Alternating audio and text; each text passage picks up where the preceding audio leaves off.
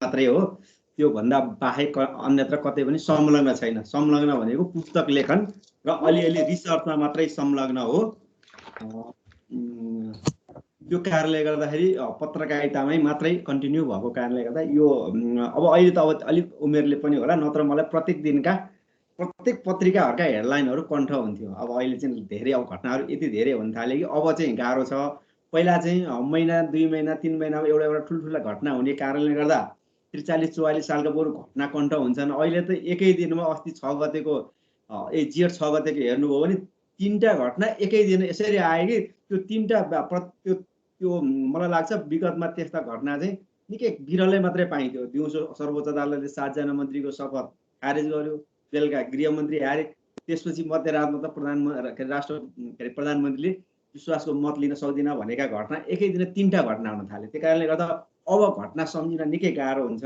त्यसलाई पत्रकारितामा पनि पहिला र अहिले च्यालेन्जहरू एकदम बढ्दै गएको छ। हामीले पत्रकारिता गर्दाको अवस्थामा यस्तो धेरै जटिलताहरू थिएन, कम्प्लेक्सहरू पनि कम थियो। अनि अर्को चाहिँ यसलाई सामना गर्नुपर्ने अरू तत्त्वहरू भनौँ न, बाह्य फ्याक्टर पनि कम थियो। अहिले पहिलाभन्दा धेरै च्यालेन्जहरू बढी छ, किनभने पहिला लेखिएका कुराहरूले निकै असर गर्थ्यो। अब पञ्चायतकालमा दरबारसम्म तर्सिन्थ्यो, बहुदलीय कालखण्डमा संसद र राजनीतिक दलहरू पनि हच्किन्थे। तर अहिले अलिकति फरक के छ भने त्यो खालको माहौल छैन। अहिले जुन विगतमा चाहिँ जे कुराहरू लेखिन्थ्यो, लेखिएपछि धेरै अब थोरै अब त्यसको तथ्य छैन भने एउटा कुरा होला। जब तथ्यसहित आउँथ्यो, तथ्यसहित आउँदाखेरि कारबाहीमा परेका धेरै उदाहरणहरू छन्। अब मसँग त्यस्ता अनगिन्ती उदाहरणहरू जुन चाहिँ त्यतिखेर लेखिएपछि चाहिँ कारबाही भएकै छन्। अझ अब म कान्तिपुरमा लामो समय भनौँ झन् 26 वर्ष संलग्न भएको कारणले गर्दा त्यहाँको अब जुनियर रिपोर्टरै भएर काम गरेको, त्यहाँ त्यतिखेरै लेख्दाखेरि पनि कयौँ घटनाहरूलाई चाहिँ कारबाही भएको थियो। जस्तो 2053 सालमा रासायनिक मल काण्ड आयो। त्यो न्युज कान्तिपुरमा छापिएको दिनै संसदको लेखा समितिले छानबिन सुरु गर्यो। त्यसको तेस्रो दिनबाटै अख्तियारले छानबिन गरेर तत्कालीन कृषि मन्त्रीलाई भ्रष्टाचारको अभियोग लगायो। त्यस्ता अनगिन्ती उदाहरणहरू छन् जुन समाचारहरू लेखिएपछि कारबाहीमा परिन्थ्यो। तर अहिले भर्खरै हामीले नै एउटा न्युज आयो जुन खोपको बारेमा, खोपमा बिचौलियाहरूको जुन चलखेलहरू आयो र स्वयं स्वास्थ्य मन्त्रीले मैले बिचौलियाहरूका कारणले गर्दा खोप खरिद गर्न सकिनँ र बिचौलियाहरू एकदम शक्तिशाली ठाउँबाट संरक्षित भए भनेर तथ्यपरक न्युज आयो। त्यति खोप जस्तो एकदम संवेदनशील विषय हो, यो सबै त्यसमा मान्छेको मानवीय पक्ष जोडिएको छ। तर त्यो विषय आउँदा पनि त्यसको कारबाही अथवा त्यसमा छानबिन गर्ने निकाय अथवा संसद कतैतिरबाट पनि अग्रसरता चाहिँ देखिएन। त्यसले गर्दा मलाई चाहिँ यो पहिला चाहिँ अलिकति जीवन्त जस्तो लाग्थ्यो। अहिले चाहिँ अब यो इस्युहरू आउँछन्, इस्युहरूमा चाहिँ कारबाही नभइसकेपछि पत्रकारहरू पनि पहिला जस्तो निरुत्साहित हुँदै गएको हो कि अब लेख्यो त्यसको कुनै कतैबाट कारबाही हुँदैन, छानबिन हुँदैन, कसैले प्रश्न उठाउँदैन। अनि उल्टो बरु अहिले समस्या चाहिँ के छ भने लेखिसकेपछि त्योसँग अब सबैसँग कुनै न कुनै वर्ग अब ठुला समुदायहरूसँग उनीहरूको आफ्नो आफ्नो सामाजिक सञ्जालको एउटा जमात छ। त्यो जमात लगाएर त्यो न्युजलाई चाहिँ अझ न्युजकै विरोधमा चाहिँ प्रत्युत्तर गर्ने र त्यसलाई चाहिँ सरलीकरण सहजीकरण गर्दै लगेर त्यो होइन भन्ने नै बनाउने, त्यसलाई भने रङ्ग्याउने भन्छौँ। न्युज रङ्ग्याउने खेल चाहिँ चलेको छ। त्यसले गर्दा अनि मान्छेले हो कि होइन भन्दा अनि आम मान्छे पनि दिग्भ्रमित भएको अवस्था छ। त पहिला र अहिलेको न्युजको जुन प्याटर्न लेखाइ र अनि अर्को चाहिँ अब लेखाइमा पनि अब कतिपय अहिलेको पछिल्लो समयको हेर्ने हो भने त समस्या धेरै छन्। किनभने हामी फिल्डमा जान सक्दैनौँ। अब धेरै कर्मचारीहरू टेलिफोनमा पहिला टेलिफोनमा कुरा गर्थे, अहिले कर्मचारीहरू के भन्छन् भने अब यो तपाईँहरूको फोन रेकर्ड भएको भन्ने कुरा आउँछ। त्यो कारणले गर्दा हामी तपाईँहरूसँग कुरा गर्न सक्दैनौँ। अब मन्त्रालय बोलाउन पनि सक्दैनौँ, भेट्न पनि सक्दैनौँ। अब अनि त्यसपछि टेलिफोनले पनि कुराकानी गर्न सक्दैन। कोही अब बेलुका भाइबरमा कुरा गर्ने, त्यसमा पनि कर्मचारीहरू डराउँछन् किन अब रेकर्ड हुन्छ कि भनेर कर्मचारीहरू। त्यो कारणले गर्दा उनीहरू अहिले हामीलाई फिल्डमा गएर रिपोर्टिङ गर्न सक्ने अवस्था छैन, सम्पर्क गर्ने अवस्था छैन। र अनि अब फिल्डमा जाँदा हामीले डकुमेन्टहरू प्राप्त गर्न सक्दैनौँ। त्यो डकुमेन्टहरू प्राप्त गर्न नसक्ने स्थिति अब यो झन्डै गएको वर्ष फागुन यताको झन्डै अब 14 महिनादेखि हामी लगभग धेरै सम्पर्क स्रोतहरूसँग एक किसिमले सम्पर्कविहीनकै अवस्थामा अब एकाध भेटघाट होला, तर त्यो जुन किसिमले फ्रिक्वेन्टली चाहिँ भेटघाट गर्ने र त्यो ठाउँबाट न्युज लिने कुराहरू थिए ती कुराहरू चाहिँ एकदम कम भएको स्थिति छ। त्यसले गर्दा रिपोर्टिङमा पहिला जसरी आउँथ्यो त्योमा पनि कम छ। सबै अब साथीहरू पत्रकारितामै हुनुहुन्छ होला, तपाईँहरूले पनि भोग्नु भएको छ। अझ हामीले त कतिपय रिपोर्टर साथीहरूको बाट फिडब्याक लिएर चाहिँ हामीले त्यो वस्तुस्थितिको आकलन गर्ने हो। अब आफै रिपोर्टिङमा अलिक कम हिँड्ने कारणले गर्दाखेरि त्यसले गर्दा स्थितिहरू अलि अप्ठ्यारो छ। अनि अर्को चाहिँ हामी कहाँ जुन संस्थाहरू छन्, संस्थाहरूको निष्क्रियता भनौँ न अत्यधिक मात्रामा बढेको छ। अब त्यो निष्क्रियता अत्यधिक मात्रामा बढ्नुको कारण चाहिँ त्यो हामी कहाँ 2-3टा कुराहरू चाहिँ मैले ल्याक देख्छु। जस्तो एउटा ग्रुमिङ कल्चर छैन। अनि हामीसँग ग्रुमिङ कल्चर नभएपछि नयाँ आउनेले चाहिँ सिक्ने अवसर पाउँदैन। अनि ऊ आफै हात हाल्दाखेरि उसले विगतमा के भयो भन्ने कुरा बुझ्दैन। अनि ऊ चाहिँ एक किसिमले भने नि सर्फेसबाटै अगाडि बढ्नुपर्छ। अनि डेप्थ नभएपछि सर्फेसमा रहँदाखेरिको उसले धेरै नलेजहरू प्राप्त गर्न सक्दैन। अनि अर्को चाहिँ त्यस अतिरिक्त हामीसँग डकुमेन्टेसनहरू जस्तो छैन। जस्तो अख्तियारमा गएर सोध्नुभयो भने अख्तियारलाई उसको आफ्नो पुरानो रिपोर्ट पनि छैन। अनि म एकचोटि उसँग रिपोर्ट नगरेर मसँग आएर फोटोकपी गरेर लिएर गएको थियो। अख्तियार आफै रिपोर्टहरू राख्दैन भनेपछि एउटा जुन संस्था हो आफ्नो रिपोर्ट राख्दैन। अनि अर्को संसदका समितिहरू यति विधि काम गर्छन्, तर उनीहरू आफैसँग पनि त्यो डकुमेन्टहरू पाइँदैन। भनेपछि उनीहरू हामी कहाँ डकुमेन्ट भने एकदम प्रोपर्टी हो भन्ने कुरालाई कुनै पनि संस्था व्यक्तिले पनि हामी ख्याल गर्दैनौँ र संस्थाहरूले पनि त्यसलाई व्यवस्थित रूपमा चाहिँ प्रिजर्भेसन गरेर राख्दैनन्। जस्तो लेखा समितिले त्यो पहिलो संसदीय कालखण्डमा यति धेरै कामहरू गर्यो, उसलाई गएर सोध्यो भने उसको डकुमेन्ट माग्यो र उसको रिपोर्ट माग्यो भने के पनि हुँदैन। त्यो रिपोर्ट बनाउनको लागि जुन उसले चाहिँ र मेटेरियलहरू भनौँ न, सरकारी निर्णयहरू, सरकारी विभिन्न कर्मचारीहरूसँग लिएको उनीहरूसँग लिएको स्पष्टीकरण, बयान, यावत चिजहरूको जुन डकुमेन्टेसन हुनु पर्थ्यो त्यो डकुमेन्टेसनहरू हामीसँग छैन। त्यसले गर्दाखेरि ती कालखण्डमा जे भए ती पनि हराउँदै जाने भए र ती कालखण्डका बदमास पात्र भनेर त्यो रिपोर्टहरूमा त चित्रण भएको छ नि। अब रिपोर्टै नराखिदिसकेपछि को पात्र राम्रा को पात्र नराम्रा भन्ने कुरा चाहिँ पहिचान गर्न कम गाह्रो छ। अनि अर्को चाहिँ अब यो त्यसले गर्दाखेरि हामी कहाँ सक्रियताहरू विभिन्न राज्यका संयन्त्रहरूको सक्रियता कम छ। संसदीय समिति जुन किसिमले उत्साही हुन्थ्यो तिनको उत्साह पनि एकदम मर्दै गएको अवस्था छ।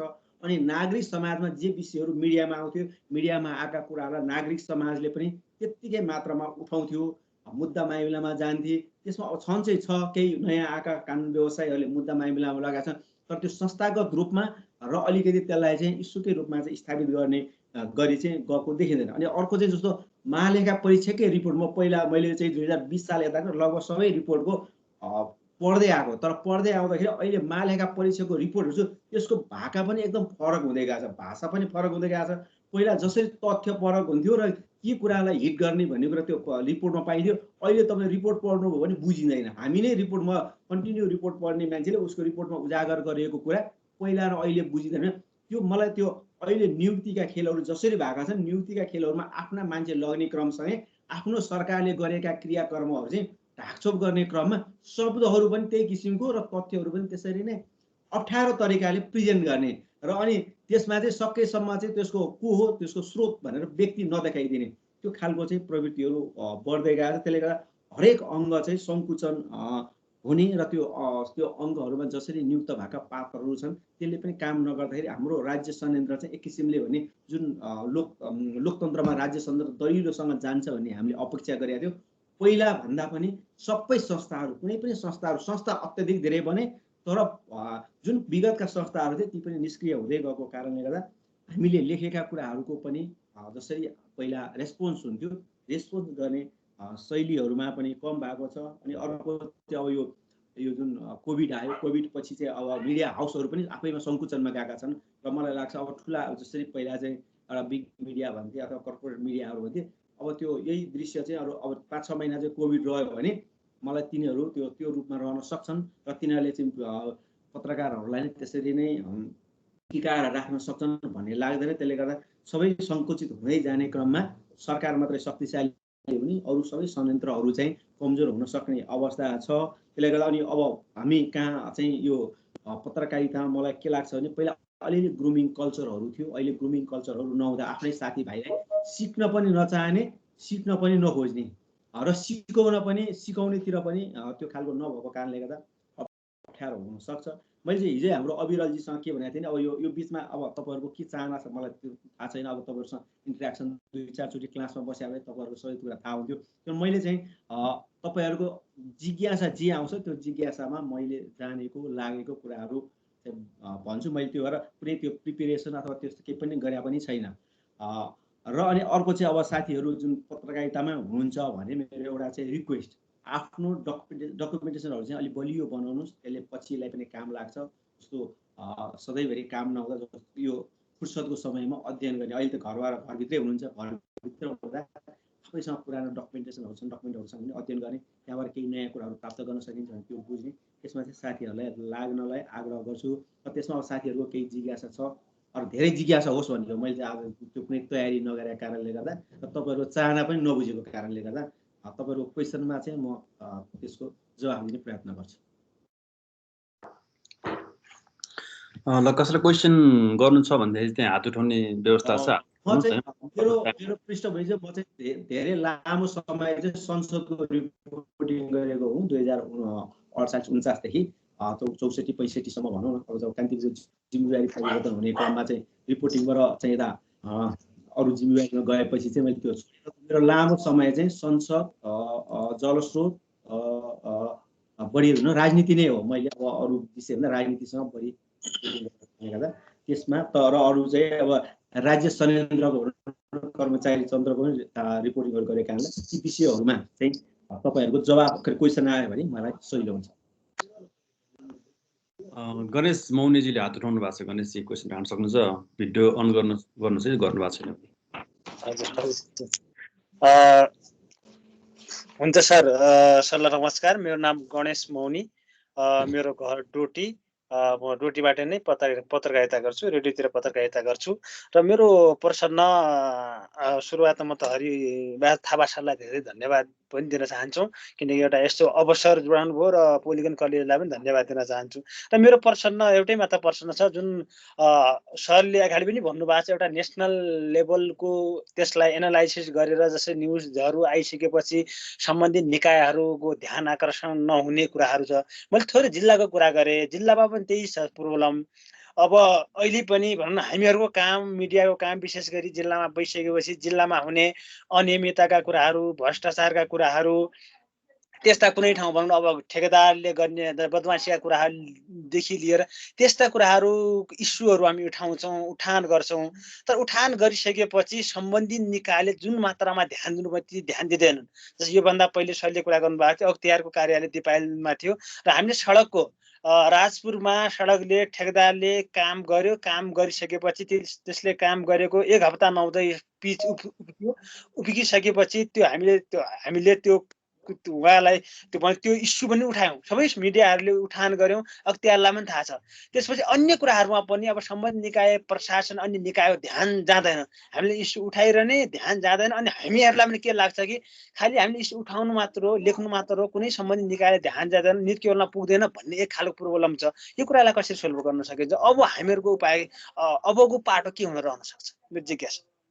मैले अघि पनि भने हाम्रो राज्य संयन्त्र एक किसिमले भने राजनीतिकरणको चपेटामा पर्यो। अब अहिले धेरै जसो जुन किसिमको नियुक्तिहरू भएको छ सरकार र सत्तारूढ दलसँग निकट छन्। मैले महालेखा परीक्षाको रिपोर्ट भने त्यसको रिपोर्टको भागै परिवर्तन हुने स्थितिको अवस्था छ होइन। त्यसले गर्दा हाम्रो दायित्व राज्यको संयन्त्रले गर्छ गर्दैन अथवा आज गरेन भने भोलि गर्छ, तर हामीले हाम्रो धर्म निर्वाह गर्न छोड्नुहुन्न र हामीले जे देख्छौँ त्यो कुराहरूलाई उठान गर्दै जानुपर्छ। कम्तीमा त्यो संस्थाले कारबाही नगरे पनि पछि आम मान्छे त सचेत हुन्छ। तपाईँलाई म एउटा उदाहरण दिन्छु। जस्तो खुम्बहादुर खड्का र गोविन्दराज जोशीलाई भ्रष्टाचारको अभियोग लाग्यो र विशेष अदालतले 2063 साल कार्तिक 30 गते चाहिँ उनीहरूलाई एउटालाई 29 गते र अर्कोलाई 30 गते दुईजनालाई चाहिँ छुटकारा दियो भनौँ, भ्रष्टाचारबाट सफाई दियो। तर त्यसको 5-6 दिनपछि काङ्ग्रेस केन्द्रीय कार्य समितिको कार्यालयमा चाहिँ एउटा कार्यक्रम चल्दै थियो। त्यो कार्यक्रम चल्दै गर्दाखेरि खुम्बहादुर खड्का र गोविन्दराज जोशीको पटक पटक नाम लियो। अगाडिबाट वक्ताले जुन उद्घोषणकर्ताले छन् अगाडिको रोमा आएर बस्न, अगाडिको मञ्चमा आएर बस्नलाई आग्रह गर्दा दुवैजना उठेर जान सक्ने हिम्मत गरेनन्। त्यहाँ गएर बसेर उनीहरू लास्ट बेन्चमै बसिरहे र त्यो लास्ट बेन्चमा बसिरहँदाखेरि हामी अब रिपोर्टिङमा जाँदाखेरि हामीले सुनेकै भोइस के भने अब उसले त सफाइ दियो, अब नागरिकले सफाइ दिएको छैन, झन् अगाडि गएर बस्यो, भोलि टेलिभिजनले खिचेर फेरि हाम्रो बदनाम गर्छ, त्योभन्दा पछाडि बस्नु नै जाति हुन्छ भनेर मैले सफाइ पाए अथवा कारबाही नहुँदा पनि समाजले हेर्ने दृष्टिकोण परिवर्तन हुँदै जान्छ। त्यो भएर हाम्रो काम कतिपय कुराहरू समाजलाई सचेत तुल्याउने, समाजको मनमस्तिष्कमा पनि रहन सक्ने स्थिति चाहिँ हामीले बनाउन सक्यौँ भने राम्रो हुन्छ। त्यो कारणले गर्दा हामीले फेरि हाम्रो धर्म चाहिँ कारबाही गर्दैनन् भनेर छोड्दै गयो भने हाम्रो धर्म त हुँदैन। हाम्रो काम उठान गर्दै जाने हो, कुनै न कुनै दिन कारबाही हुन्छ। त्यो फेरि हामीले कारबाही हुँदैन भन्ने नै होइन। त्यो विषयलाई मानिलिउँ, भोलि त्यहाँको वडा अध्यक्षले उठाउला, वडा सदस्यले उठाउला, चुनावमा इस्यु बन्ला, अनि त्यो तथ्य बाहिर ल्याएछ, कुनै न कुनै रूपमा त्यो आइसकेको कुराहरू मर्दैन भन्ने हो। यदि तथ्यपरक छ भने, अब बायस छ भने एउटा कुरा होला। मैले भने अब त्यसलाई अब राजनीतिकरण पनि गर्न सक्छन्। तपाईँले लेखेको कुरालाई लिएर तपाईँ कता नजिक हुनुहुन्छ कि, कता भोट हाल्नुहुन्छ कि, कोहीसँग सँगै फेसबुकमा फोटो हाल्नु भएको छ कि, त्यो समेत एनालिसिस गर्न सक्छन्। फेरि तपाईँको निकटता खोज्दै मैले अघि नै भने सरलीकरण गरिदिन्छन्। तपाईँको निकटतासँगै तपाईँको न्युजलाई चाहिँ तोडमोड गर्ने चाहिँ प्रवृत्तिहरू हावी भएको छ। पहिला त्यो खालि फिडब्याकहरू आउँथ्यो, खालि चिठी पत्र मात्रै आउँथ्यो, तर अहिले तपाईँले लेखेको सेकेन्डमै तपाईँलाई ट्विटर र मेसेन्जर अथवा ट्विटर, फेसबुकदेखि लिएर अनेक सामाजिक सञ्जालबाट तपाईँको न्युजलाई चाहिँ सरलीकरण गर्नको लागि रङ्ग्याउने खेलहरू छ।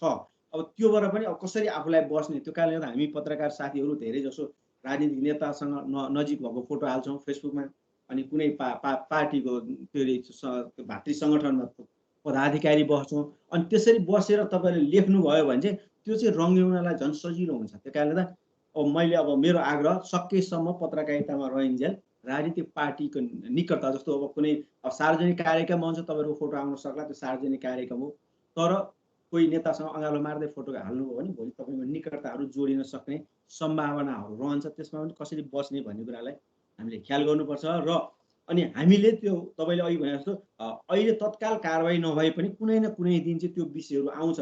केही नभए पनि भोलि लेख्ने अर्को पुस्ताको साथीहरूले लेख्ने क्रममा तपाईँको न्युज ब्याकग्राउन्डमा बस्न सक्छ। तपाईँले लेखेको न्युजलाई ब्याकग्राउन्डको रूपमा अर्कोले पनि प्रयोग गर्न सक्छ। त्यो ब्याकग्राउन्डको लागि पनि काम लाग्न सक्छ।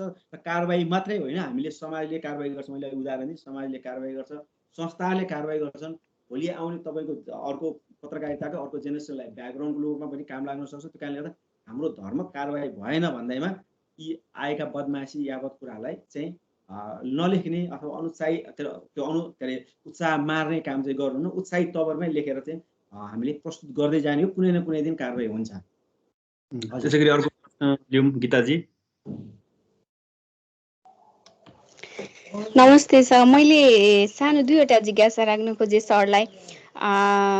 जस्तो एउटा भनेको चाहिँ यहाँले सुरुमा कुरा गर्नु भएको थियो नि, पहिला चाहिँ न्युजमा आएको कुराहरूलाई मान्छेहरूले सिरियसली लिने, जुन चाहिँ अलिकति नेतृत्वमा भएको मान्छेहरूले पनि गम्भीरताका साथ लिने र त्यो विषयहरूमा छानबिन हुने, वा के विषयको न्युज छ त्यसलाई चाहिँ अलिकति हुन्छ नि, अलिकति मान्छेहरू सेन्सिटिभ हुने खालको हुन्थ्यो। तर अहिले चाहिँ जस्तो ठुलो करप्सनको केसहरू पनि बाहिर ल्याउँदाखेरि पनि त्यसमा छानबिनको कुराहरू अगाडि नबढ्ने। तर अन्तर्राष्ट्रिय रूपमा हामीले हेर्ने हो भने भर्खरै पनि नेदरल्यान्डको सायद प्रधानमन्त्रीको खाजा भत्ताको विषय होइन, एउटा स्थानीय पत्रिकाले लेख्दैमा चाहिँ कस्तो राम्रो त्यसको प्रतिक्रिया उहाँले फिर्ता गर्नुभयो भन्ने खालको कुराहरू आयो। हाम्रो देशमा चाहिँ अब 10 वर्ष अगाडि, 15 वर्ष अगाडि मिडियाले उठाएका विषयहरूलाई जति गम्भीरताका साथ लिइन्थ्यो अहिले लिइँदैन। कुन पार्टीको अनलाइनले लेखेछ भन्ने खालको कुराहरू होइन। अब हाम्रो आफ्नै वेट गर्दै जानु वा मिडियाको कुरालाई मान्छेहरूले सिरियसली नलिनुमा चाहिँ कतै न कतै मिडियाको आफ्नै कमजोरीको कारणले हो जस्तो यहाँलाई लाग्छ कि लाग्दैन?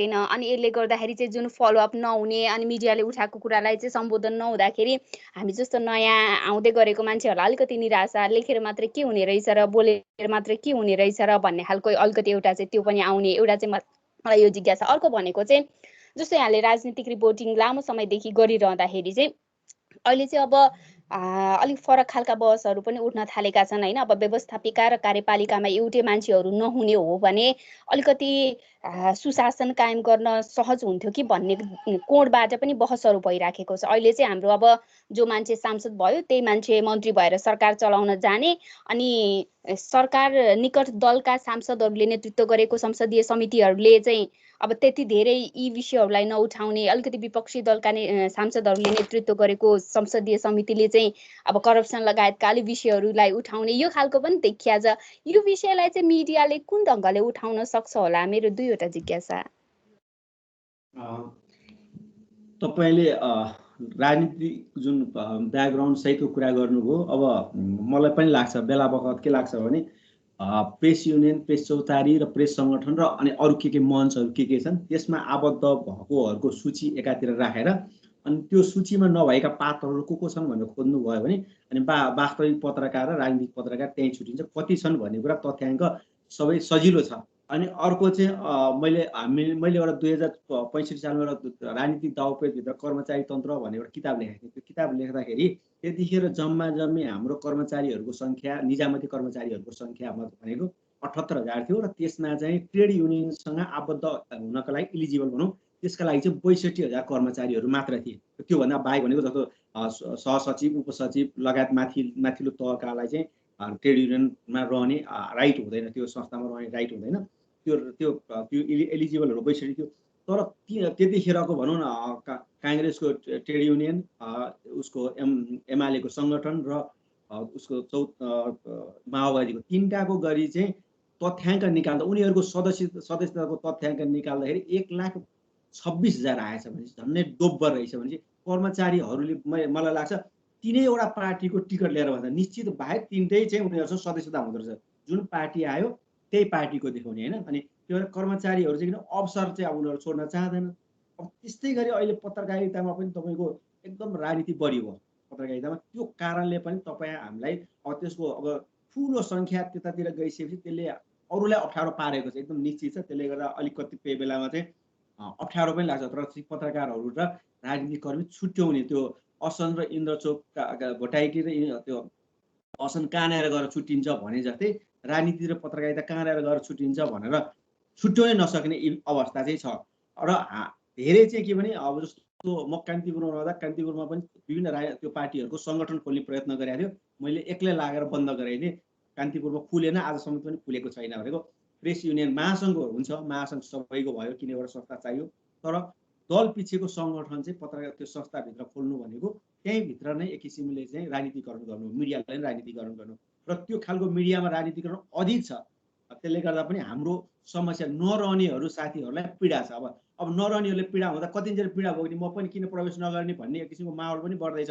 किन कतिन्जेल पीडा भोग्ने त एउटा शैली होला होइन, सधैँभरि चाहिँ अब त्यो पीडै बोकेछ। अनि अर्को चाहिँ मिडिया हाउसमा चाहिँ विभिन्न तरिकाले अब राजनीतिक दलहरूले घुसपैठ पनि गराएका हुन्छन्। घुसपैठ गराएर त्यसको तथ्यहरूलाई तोडमोड गर्ने कामहरू नि गरिरहेका हुन्छन्। त्यसले गर्दा त्यो अप्ठ्यारो छ। तपाईँले अघि जुन खाजा खर्चको कुरा गर्नुभयो त्यो नेदरल्यान्ड होइन फिनल्यान्डको चाहिँ प्रधानमन्त्रीले को कुरा हो। र फिनल्यान्ड चाहिँ करप्सनमा चाहिँ एकदम न्यूनमा पर्छ र उनीहरूको देशमा करप्सन लगभग छैन भने सामान्य खाजा खाएको खर्च पनि चाहिँ त्यो खालको छ। अर्को अब त्यहाँ त्यसो हुनुमा चाहिँ त्यहाँ करप्सन नहुनुको कारण र सानो कुरालाई पनि ठुलो आँखाले हेर्नुको मूलभूत कारण चाहिँ त्यहाँ सामाजिक सुरक्षा भनौँ न सेक्युरिटी एकदम हाई छ। तपाईँको 18 वर्षसम्म चाहिँ बच्चालाई पढाउनेदेखि लिएर बच्चाको सबै खर्च स्टेटले अथवा म्युनिसिपालिटीले बिहोर्छ। अनि त्यसपछि 60 वर्ष माथि गएर पनि सबै कुरा स्टेटले बिहोर दिन्छ। त्यो भएपछि बिचको अवधिमा तपाईँ दुःख गर्नुहोस्, त्यो दुःख गरे को तपाईँले पाउनुहुन्छ। र अनि 60 वर्ष पुगेपछि म सक्दिनँ भनेर चाहिँ सरेन्डर गर्नुभयो भने उसले 3 स्टार टाइपका तपाईँको वृद्धाश्रममा राख्नेदेखि लिएर उसलाई चाहिने यावत कुराहरू पूर्ति गर्छ। त्यो कारणले गर्दा त्यो देश भनौँ नर्डिक कन्ट्री नै भनौँ, फिनल्यान्ड जुन 4वटा मुलुक छ त्यो 4वटा मुलुकको त्यो करप्सनमा एकदम न्यून हुनुको मूलभूत कारण सामाजिक सेक्युरिटी चाहिँ एकदम हाई हुनु। अनि अर्को चाहिँ तपाईँले जुन कार्यपालिका र व्यवस्थापिकाको कुरा गर्नु छुट्टा छुट्टै भए हुन्थ्यो कि तपाईँले सांसद चाहिँ मन्त्री नभए हुन्थ्यो कि भन्ने तपाईँको आशय देखिन्छ। यो बहस आजदेखि होइन उहिलेदेखि चलेको हो। अब हामी यहाँ त्यसको अर्को पनि बहस के छ भने आज यति भोलि चुनाव हार्नुपर्छ भन्ने डर हुँदै त मन्त्रीहरू यति धेरै भ्रष्टाचार गर्छन् भने भोलि गएर चाहिँ जनताप्रति जवाबै दिएन भने चुनावै गर्नुपर्ने भयो त। र उनीहरू झन् स्वेच्छाचारी हुन सक्ने खतरा भए भोलि त कहीँ जवाब दिनु पर्दैन। किनभने अब हाम्रा अरू सङ्घ संस्थाहरू जस्तो अख्तियारै त्यसरी राजनीतिकरणको चपेटामा छ। उनीहरूले आफ्ना मान्छे भर्ती गरेका छन्, सबै कुरा ढाकछोप हुन्छ। अनि भोलि गएर न जनताले बदला लिन पाए न कुनै संस्थाले कारवाही गर्ने अवस्था रह्यो। त्यो कारणले गर्दाखेरि अर्को भद्रगोल हुन्छ कि भन्ने पनि एउटा चाहिँ छ। तपाईँले दुईटै कोणबाट बहस चलिरहेको छ। सांसदहरू मन्त्री हुन नपाउने व्यवस्था पनि हुनुपर्छ भन्ने एक थरीको छ भने अर्को झन् जवाफदेही नै हुनु नपर्ने, चुनावमा जानु नपर्ने भए त जथाभावी गर्न सक्ने भए, त्यो भएर त्यो जवाफदेही नै हुनु नपर्नेले कारणले गर्दा झन् बढी भ्रष्ट हुने हो कि भन्ने खतरा छ। त्यसले गर्दा यसको पनि परीक्षण प्रयोग र हाम्रो अहिलेको प्रवृत्ति तिनटै हेर्दाखेरि चाहिँ व्यवस्थापिकाका मान्छे कार्यपालिकामा नजाने हो भने झन् भयावह हुन सक्छ कि जवाफदेहिता चाहिँ एकदम न्यून हुन्छ कि भन्ने डर छ। त्यो कारणले गर्दा अब यो प्रयोग गरेर हेर्ने, अब त्यो अरू कन्ट्रोल गर्ने अरू मेकानिजम बलियो भएको खण्डमा तपाईँले भने जस्तो एकदम ठिक हुन्छ। हामी यहाँ कन्ट्रोल गर्ने मेकानिजमहरू छैन, किनभने राष्ट्रपतिको संस्थाले अस्ति गरेको त्यही जेठ 7 गतिको दृश्य हेर्नुभयो भने 6 र 7 को 2 दिनको दृश्य हेर्नुभयो भने त्यो हदको चाहिँ हामी कहाँ चाहिँ संविधानमाथि नै प्रहार हुन्छ भने अरूतिर के होला त। त्यो कारणले गर्दा राज्यका अब सबै अङ्गहरूमा नियुक्त भएका पात्रहरूको पृष्ठभूमि थाहा नपाउँदाखेरि एउटा कुरा होला, एउटा के भने भ्रमको भरोसामा बाध्दाको आनन्द एउटा हुन सक्ला। तर सबै कुरा बुझेर बाध्दाखेरिको गाह्रो हुन्छ किन अहिलेको राज्य संयन्त्रका सबै अङ्ग यसरी ध्वस्त बनाइएका छन्। तपाईँको तिनले काम गर्न सक्ने अवस्था पनि, जस्तो सचिवहरू पहिला एकदम राम्रा मान्छेहरू हुन्थे, एकदम प्रभावशाली बलियो, पुराना सचिवहरूको सबै चिनिन्छ। अहिले तपाईँले कुन मन्त्रालयमा कुन सचिव छ भनेर सोध्नु हो भने मलाई लाग्छ धेरै पत्रकारहरूले थाहा पाउँदैन। ऊ एउटा गृह सचिव एकदम आइरहने कारणले गृह सचिव सुन्लान् होइन, त्यो बाहेक अरू मन्त्रालयमा कुन सचिव छ भनेर तपाईँले सोध्नु पनि थाहा पनि पाउनु, किनभने अब जथाभावी सचिव टिपिया छ, कुनै क्षमता छैन, त्यो विषयमा विज्ञता छैन।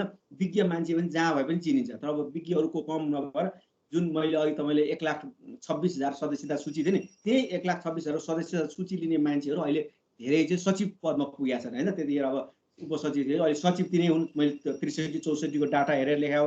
र अहिले अब त्यही कारणले गर्दा सबै त्यो टिकट लिएका पात्रहरू नै सचिवमा गइसकेपछि त्यसले पार्ने असरहरू चाहिँ छ। अनि अर्को तपाईँले फलोअपको कुरा गर्नुभयो। हाम्रो पत्रकारितामा सबैभन्दा चुकेको विषय भनेको फलोअप हो। त्यसको ब्याकग्राउन्डहरू कम युज गर्नु हो। कुनै मान्छेको हामीसँग ब्याकग्राउन्ड एकदम कम छ, कुनै व्यक्ति मानिलिउँ न कमल थापा के थियो भनेर कसैले धेरैलाई सोध्यो भने धेरैलाई थाहै छैन नि त। उसको सबै पृष्ठभूमि लेख्ने हो भने जुन दिन लेख्दा पनि त्यो त चित्रण आउँदाखेरि हाम्रो राज्य संयन्त्र के हो भने कमल थापा जस्तै हो क्या। त्यो कारणले गर्दा त्यो पात्रहरू हिजो भ्रष्ट थियो, कारबाहीको लागि सिफारियो, फेरि ऊ सत्तामा गयो, फेरि भ्रष्टाचार गर्यो, फेरि कारबाही, फेरि अहिले सत्तामा छैन। त्यही एउटा पात्र हेर्नु भने तपाईँ देख्नुहुन्छ कि 2043 सालदेखि आजसम्म त्यही पात्र हो, जुन पात्र माथि नै पटक पटक विभिन्न तरिकाले फेरि सत्तामा छ र हरेकतिर नै त्यही पात्र। त्यो कारणले गर्दा हामीले त्यस्ता पात्रहरूलाई कसरी एक्सपोज गरेर आउन नदिने भन्ने वातावरण र त्यो फलोअप न्युजले चाहिँ त्यो गर्न सक्छ।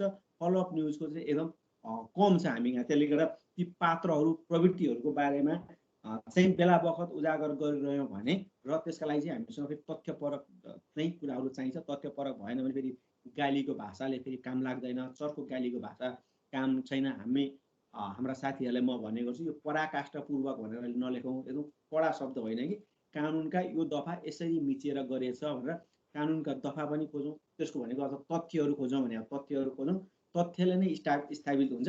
गालीका शब्द होइन कि तथ्यका शब्दहरू बढियो भने उसलाई पनि जवाफ दिनलाई चाहिँ एकदम गाह्रो हुन्छ। र त्यो कारणले गर्दा हामीले चाहिँ तथ्यपरक र फलोअप विथ ब्याकग्राउन्ड सहित लेख्ने हो भने र त्यो चाहिँ फेरि कन्टिन्यू अब सधैँभरि लेख्दा त त्यो एउटै विषय त नहोला, तर प्रसङ्ग आउँदाखेरि चाहिँ हामीले उजागर गर्न सक्यो भने त्यो कुराहरूलाई चाहिँ राम्रो हुन्छ। तर हामी कहाँ तपाईँले भने जस्तो फलोअप चाहिँ एकदम कम छ। र अनि सेन्सिटिभ नहुनुको मूलभूत कारण चाहिँ यो विभिन्न रङ्ग्याएरै हो। तपाईँको अहिले रङ्ग्याउने खेल चाहिँ एकदम बढेको छ र यो हामी कहाँ मात्र होइन, विश्वव्यापी रूपमा डोनाल्ड ट्रम्पले फेक न्युज भनेर ल्याएको त अमेरिकामै त्यो स्थिति छ नि त। भनेपछि हामी कहाँ मात्रै त्यो हामी कहाँ त हावा आएको सबैभन्दा बढी अमेरिका छ, अमेरिका पछि दोस्रो इन्डियामा छ। इन्डियाको हावा त हामी कहाँ आइ नै हाल्छ। त्यो कारणले गर्दा फेक न्युज किन आयो भने जब शासकलाई मन पर्दैन, मन नपरेपछि त फेक न्युज हुन्छ। अरू आम मान्छेलाई के लाग्छ भने राष्ट्रपतिले नै फेक न्युज अथवा प्रधानमन्त्रीले नै फेक न्युज भनिसके त फेक न्युजै होला भन्ने लाग्छ नि त होइन। त्यो कारणले गर्दा हाम्रो समाजलाई चाहिँ शासकहरूले कसरी तोडमोड गर्छन्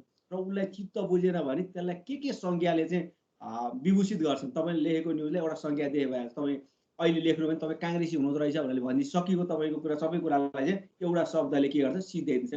त्यो शासकहरूले विभिन्न तरिकाले र अब अहिले चाहिँ अब घोषित रूपमै भन्नुहोस् न, अब हामीले एउटा न्युज लेख्यौँ, त्यो न्युज लेखेपछि सुधीर शर्मा र मलाई अब भाषणै गरेर भाषणमा चाहिँ के भने अब यो चाहिँ हामी सिद्ध्याउन बाँकी रहन्छ, अरिङ्गाल लगाउँछौँ, साइबर सेना लगाउँछौँ भनेर भाषा नै गरेको स्थिति छ होइन। भनेपछि उनीहरूले अब अहिले ठुलो सङ्गठित मास कुनै व्यक्तिको विरुद्ध अथवा कुनै सरकारको गलत काम ल्याउनु हो भने त्यसलाई रङ्ग्याउनको लागि तपाईँको चाहिँ उनीहरूको त्यो सङ्गठित म्यान पावर परिचालन गर्छन्।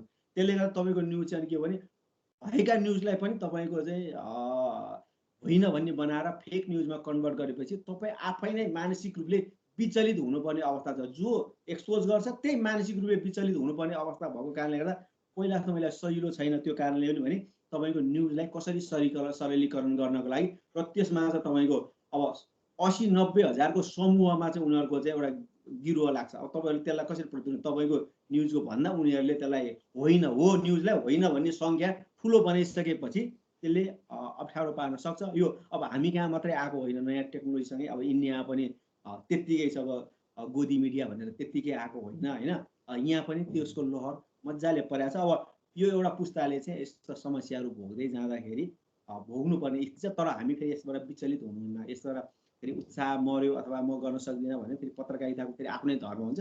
जतिसुकै त्यसलाई चाहिँ फेक भनौँ अथवा होइन भनौँ अथवा अरिङ्गाल प्रयोग गरौँ, साइबर सेना प्रयोग गरौँ, जे प्रयोग गरे गरौँ, तर हाम्रो आफ्नो धर्मबाट चाहिँ विचलित हुनुहुन्न। त्यो कुरालाई चाहिँ हामीले दिइ नै रहनुपर्छ। हजुर। अब विनोदजीको प्रश्न। नमस्कार हरिसरलाई, आज भेट्न पाइयो एकदमै खुसी लागेको छ। म चाहिँ विनोद परियार, म बुटवलमा पत्रकारिता गर्छु र यो पत्रकारिता गर्दाखेरिमा विषय चाहिँ अरू विषय मात्रै हामी अध्ययन गर्ने, तर पत्रकारिताको विषय नपढेको हुनाले चाहिँ यो विषय पढ्नको निम्ति यहाँ कलेजमा जोइन भएको छु। हरिसरले भने जस्तो अब खास गरेर यो सङ्घीयता आए पछाडि चाहिँ मैले आफूले अनुभूति गरेको चाहिँ के छ भन्दा हाम्रा जनप्रतिनिधिहरू जो चाहिँ घर नजिकका चिने जानेका उनीहरू चाहिँ जनताप्रति जति सेवकको रूपमा आउनुहुन्छ भन्ने थियो, त्यो चाहिँ त्यो सत्तामा पुगिसके पछाडि उहाँहरूमा त्यो सेवक होइन शासक भन्ने टाइपको त्यो सोच विकास भयो, जसका कारणले खास गरेर मिडियाप्रति चाहिँ बढी नकारात्मक दृष्टिकोण भयो कि भन्ने लाग्छ। जब चाहिँ एउटा निर्वाचित जनप्रतिनिधि मिडियाले खेलेको भूमिकाप्रति ऊ नकारात्मक टिप्पणी गर्न थाल्छ भने उसका कार्यकर्ता वा त्योसँग सम्बन्ध त्यो स्थानीय सरकार वा त्योसँग जोडिएका कर्मचारी तन्त्र सबै त्यो नेगेटिभ भनौँ न त्यो भाइब्रेसन जस्तो आउँदो रहेछ। त्यो चाहिँ कसैले प्रश्न गरिदियो भने चाहिँ हाम्रा जनप्रतिनिधिहरू सच्ची नभन्दा पनि यो चाहिँ कुन दल निकटको हो अथवा यो चाहिँ कसरी हुन्छ ट्याग लगाइदिने, यो प्रचलन चाहिँ अलिक बढी चाहिँ यो सङ्घीयता पछाडि चाहिँ भएको मैले आफूले चाहिँ व्यक्तिगत त्यो महसुस गरेको छु। त्यस कारणले नै अब यो मूल कुरा भनेको चाहिँ राजनीति नै रहेछ। राजनीति भनेको देशको सिस्टमसँग जोडिँदो रहेछ। जब त्यो सिस्टम बिग्रिन्छ त्यस पछाडि हरेक क्षेत्र, यो पत्रकारिता मात्र होइन, अहिलेको पोलिटिक्सले गर्दाखेरिमा हरेक क्षेत्र चाहिँ प्रभावित बनेको छ, अस्थिर बनेको छ। कहीँ कतै पनि यो चाहिँ के हुन्छ कसो हुन्छ भन्ने कुरा भइराखेको छैन। त्यसैले अब जस्तो हरिसरले चाहिँ विभिन्न बुकहरू पनि लेख्नुभयो। यहाँले त्यो रजगजमा उल्लेख गरिएका प्रसङ्ग जस्तो अहिले पनि सांसद किनबेचको चाहिँ अहिले त पहिला त सङ्घीय तहमा मात्र थियो, अहिले प्रदेश तहमा पनि यस्तो कन्डिसन आयो कि एकै दिन 21 वटासम्म समाचार लेख्नुपर्ने परिस्थिति सिर्जना भयो लुम्बिनी प्रदेशमा। भनेको एकपछि आधा घन्टा पछाडि के हुन्छ त्यसको कुनै पूर्वानुमान थिएन। त्यसरी चाहिँ समाचारहरू लेख्नुपर्ने अथवा हामीले लेखेको समाचारको आयु आधा घन्टा 15 मिनट 10 मिनट भन्दा भएन। यो यस्तो पनि हुँदो रहेछ भन्ने कुरा त्यो सिकाइ पनि भइराखेको छ। त्यस कारणले यो चाहिँ तल्लो तहसम्म नै त्यो खालको परिस्थिति झन् लाग्यो यो सङ्घीयता पछाडि। अब यसलाई चाहिँ कसरी सुधार गर्न सकिएला अलिकति तपाईँले अलिक विश्लेषण पनि गर्नुहुने, भ्रष्टाचार सुशासनको विषयलाई अलिक बढी नै उठाउनु भएको छ। दलहरूको यो सोचमा चाहिँ प्रवृत्तिमा सङ्घीयता आए पनि वा गणतन्त्र आए पनि वा यो 46 सालको जुन परिस्थिति थियो त्यस पछाडिको पनि यसो हेर्दाखेरिमा मोटामोटी शैली प्रवृत्ति उस्तै देखिन्छ। यो चाहिँ किन दलहरूमा त्यो चाहिँ परिवर्तन आएन, व्यवस्था परिवर्तन भयो, उहाँहरूले चाहिँ हामीले पुरै यो परिवर्तन ल्यायो त भन्ने, तर आफ्नो प्रवृत्ति परिवर्तन चाहिँ किन हुन सकेन अलिकति मलाई लागेको जिज्ञासा। अर्को चाहिँ यो पत्रकारितामा चाहिँ यो जस्तो समाचारहरूको रेस्पोन्सको कुरा छ, यो रेस्पोन्स चाहिँ पहिलाभन्दा कम भएको छ। तर यो प्रविधिको कारणले चाहिँ अघि हरिसरले भने जस्तो हामीले लेखेको समाचारभन्दा धेरै चाहिँ कार्यकर्ताहरू भएको कारणले फेक न्युजहरू बनाउने अथवा अनलाइनहरू त आफ्नो पक्षको अनलाइन त अर्कोको पनि छ, त्यो अनलाइनमा चाहिँ स्पष्टीकरण लेख्ने वा त्योभन्दा झन् बुस्ट गरेर हुन्छ अथवा कसरी हुन्छ त्यसलाई चाहिँ लेखेको सत्यलाई चाहिँ असत्य बनाउने यो प्रचलन छ। यसको चाहिँ अब निराकरण कसरी गर्न सकिन्छ अलिकति त्यो विषयमा चाहिँ अलि जिज्ञासा लागेको। अर्को पत्रकारितामा पनि फेरि के छ भन्दा दुईटा खालको भाका, दुईटा खालको प्रवृत्तिहरू देखिन्छ।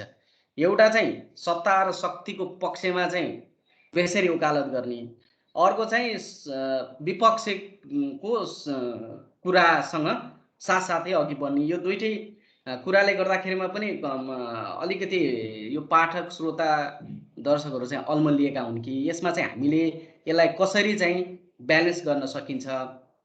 अब यो चाहिँ यो फेरि के भन्दा जो केन्द्रले जस्तो खालको केन्द्रीय मिडियाहरूले अथवा जे खालको आम संसारका ठुला मिडियाहरूले जस्तो खालको नीति लिन्छन् अथवा उनीहरू कसरी हिँडिरहेछन् भन्ने प्रभाव चाहिँ जिल्ला तहसम्म आइपुग्दो रहेछ। जिल्लाको अनलाइन होला, रेडियो होला, टेलिभिजन होला वा पत्र पत्रिका त्यो चाहिँ त्यस्तो खालको चाहिँ त्यो शैली अपनाउने त्यो चाहिँ हुँदो रहेछ। त्यस कारणले यसलाई पनि अलिकति हामी आफै पनि करेक्सन हुनुपर्ने कतिपय ठाउँहरू छ। जस्तो पत्रकारितामा एउटा समूह छ, उसले दलाली मात्रै गर्छ, नेताको चाकरी गर्छ वा राम्रो काम मात्रै गर्छ। यस्ता कुराहरूलाई कसरी जोड दिने भन्ने एउटा मेरो जिज्ञासा छ। अर्को चाहिँ यो मिडियासँग सम्बन्धित भएर अब हरि सरहरूले अहिले e-कागज.com चलाउनु भएको छ। वास्तवमा तपाईँ अन्नपूर्णमा हुँदाखेरिको अन्नपूर्ण पोस्ट र अहिले फरक छ।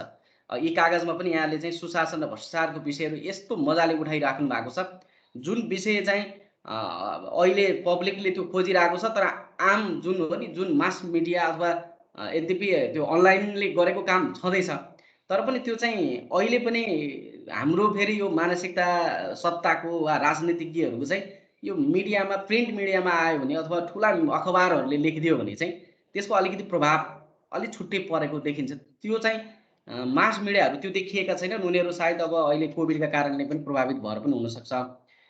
यो पनि स्थिति छ भने केन्द्रका मिडियाहरूले चाहिँ जिल्लाका रिपोर्टरहरूलाई, खास गरेर चाहिँ जिल्लाका रिपोर्टरहरूको पनि क्षमता हुन्छ है, उनीहरूले पनि गर्न सक्छन् भन्ने कुरा चाहिँ अलिक कम आकलन गरेको मैले पाउँछु। मैले चाहिँ यो बिचमा नागरिक दैनिकमा पनि काम गरेँ 2 वर्ष जति। अहिले चाहिँ त्यहाँ काम पनि छैन, दाम पनि छैन। त्यस कारणले म चाहिँ अहिले नेपाल समय भन्ने अनलाइनमा काम गर्न थालेको छु।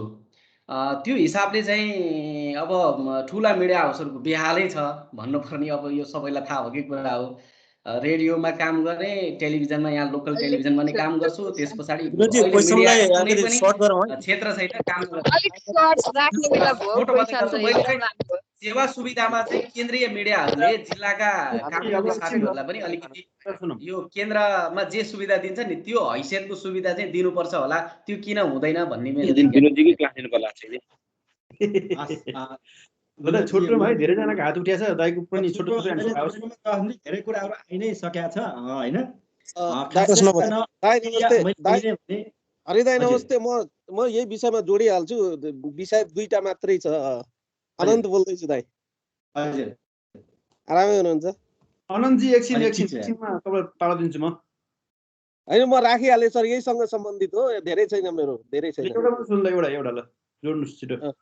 दाइ के भयो भने हामीले नेपालको 62-63 पछिको पत्रकारिता र 78 सम्म पत्रकारिता हेर्यो भने दुईटा टेन्डेन्सी देखियो। 2062-63 मा मिडियाको ट्रेन्ड सेटिङ र एजेन्डा सेटिङको टेन्डेन्सी एउटा हेर्न पायो भने 2072 मा आइसकेपछि त्यो ट्रेन्ड र टेन्डेन्सीको यु टर्न भएको जस्तो देखियो। यो दुईटाको बीचमा चाहिँ यति सर्ट पिरियडमा किन चाहिँ यु टर्न भयो? जस्तै 62-63 मा नेसनल एजेन्डा सेट भयो। देशबाट एउटा चाहिँ पोलिटिकल सिस्टम चेन्ज गर्नलाई चाहिँ नेसनल मिडियाले चाहिँ भूमिका खेलेको देखियो। तर 72 सालसम्म आइसक्दा चाहिँ एजेन्डा सेटिङ गर्न सक्ने, नेसनल एजेन्डा सेटिङ गर्न नसक्दा संविधान लेखनको ताका जुन प्रकारले मिडिया चाहिँ डेभिएट भयो त्यसको कारणले चाहिँ हामी यो भोग्दैछौँ भने चाहिँ म आफै पनि चाहिँ यो दुईटै प्रक्रियामा चाहिँ सहभागी हुँदा चाहिँ मेरो बुझाइ रह्यो।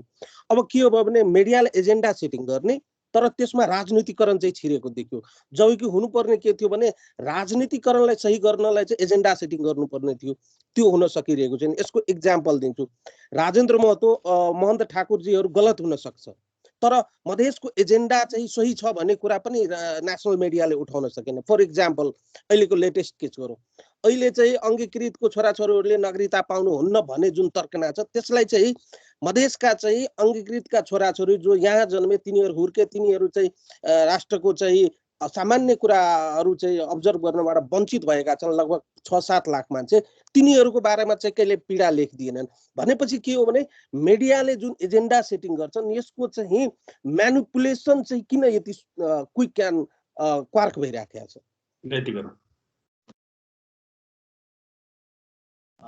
धन्यवाद अनन्तजी। म माथिल्लोबाट सुरु गर्ने हाम्रो विनोदजीबाट सुरु गर्ने होइन। खास गरी मिडियामा चाहिँ तपाईँले अघि चाहिँ धेरै प्रभाव परेन, मिडियालाई चाहिँ सत्ताको बढी गुणगान गायो अथवा दुई थरीका भए भन्ने आयो। यो हामी कहाँ यो नयाँ होइन, पञ्चायत कालमा पनि त्यो यही खालको थियो र पञ्चायत कालमा चाहिँ के गर्थ्यो भने अब पञ्चायत व्यवस्थाले चाहिँ त्यो मिडियालाई बदनाम गराउनको लागि गुप्तचरहरूलाई धेरै मिडियाहरू सञ्चालन गर्न दिन्थ्यो र गुप्तचरहरूलाई सरकारको तर्फबाट सरकारको प्रतिरक्षामा उत्रिन्थे। ती सरकारी कर्मचारी थिए र ती चाहिँ अब देखिँदा पत्रकारहरू थिए। अनि त्यो खालकोले गर्दाखेरि त्यतिखेर सत्य पत्रकारितामा त्यो खालको विकृति चाहिँ पञ्चायत कालमा मजाले प्रवेश भएको। तपाईँले एउटा किशोर नेपालको एउटा त्यतिखेर एकदम सक्रिय पत्रकार उहाँको एउटा भाइ छ कि उहाँले चाहिँ 3 थरी पत्रकारलाई 3 कोणमा 3 भागमा बाँड्नु भएको थियो। एउटा हामी, अर्को चाहिँ मण्डले, अर्को भटमास, 3 थरीको पत्रकार भनेर उहाँले भन्नुहुन्थ्यो होइन। हामी भने चाहिँ अब प्रजातन्त्रको लागि लड्ने, प्रजातान्त्रिक व्यवस्था चाहिँ स्थापना हुनुपर्छ भनेर त्यो भूमिकामा हिँड्ने एउटा पत्रकार भयो।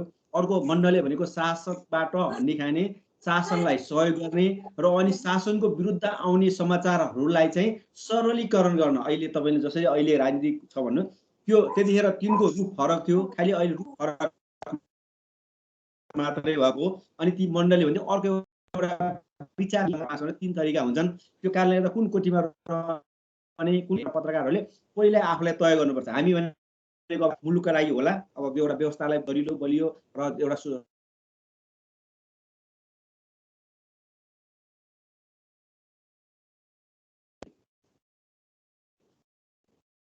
हेर्नुपर्छ। यो अब मिडियामा मैले अघि सुरुमै भने सङ्कुचन छ। अब प्रिन्ट अब हामी प्रिन्ट मिडियासँग नै बढी अभ्यस्त भएका हुन्, त्यसै स्वादमा हिँडेका हुन् र त्यसले लेखेका कुरालाई मात्रै सत्य ठाने। जुन त्यो खालको हामी पहिला पत्रिका भनेको गोरखापत्र मात्रै भन्थ्यौँ नि, पछिल्लो समयमा कान्तिपुर भन्ने होला पत्रिका गोरखापत्र भन्ने एउटा संस्कार थियो नि भनेको। हामी कहाँ त्यसले प्रतिनिधित्व त्यसरी गर्थ्यो भने चाहिँ अब अहिले अब त्यो खालको जमात अब हाम्रो अहिले सङ्क्रमणमा छ। अब उनीहरूले नयाँ मिडियालाई, न्यू मिडियालाई एडप्ट गरिसकेको छैनन्। अब त्यो प्रिन्ट मिडिया नै मूलधारको भन्ने थियो। तर अब यो कोभिड पछि त्यसलाई पनि अब अप्ठ्यारो परेछ। अब त्यो पनि प्रिन्ट मिडिया पनि अब एकदम दिविधामा छ। किनभने मैले नै पत्रिका नहेरेको झन् अब त्यो यो गएको भनौँ न, जब कोभिड हो त्यसमा अब कोरोनासँगै पत्रिका नछुने भन्ने पैसा छुँदा त अब त्यो एक किसिमको उसले सेनिटाइज गरेर गोजीमा हाल्नुपर्ने स्थिति आयो।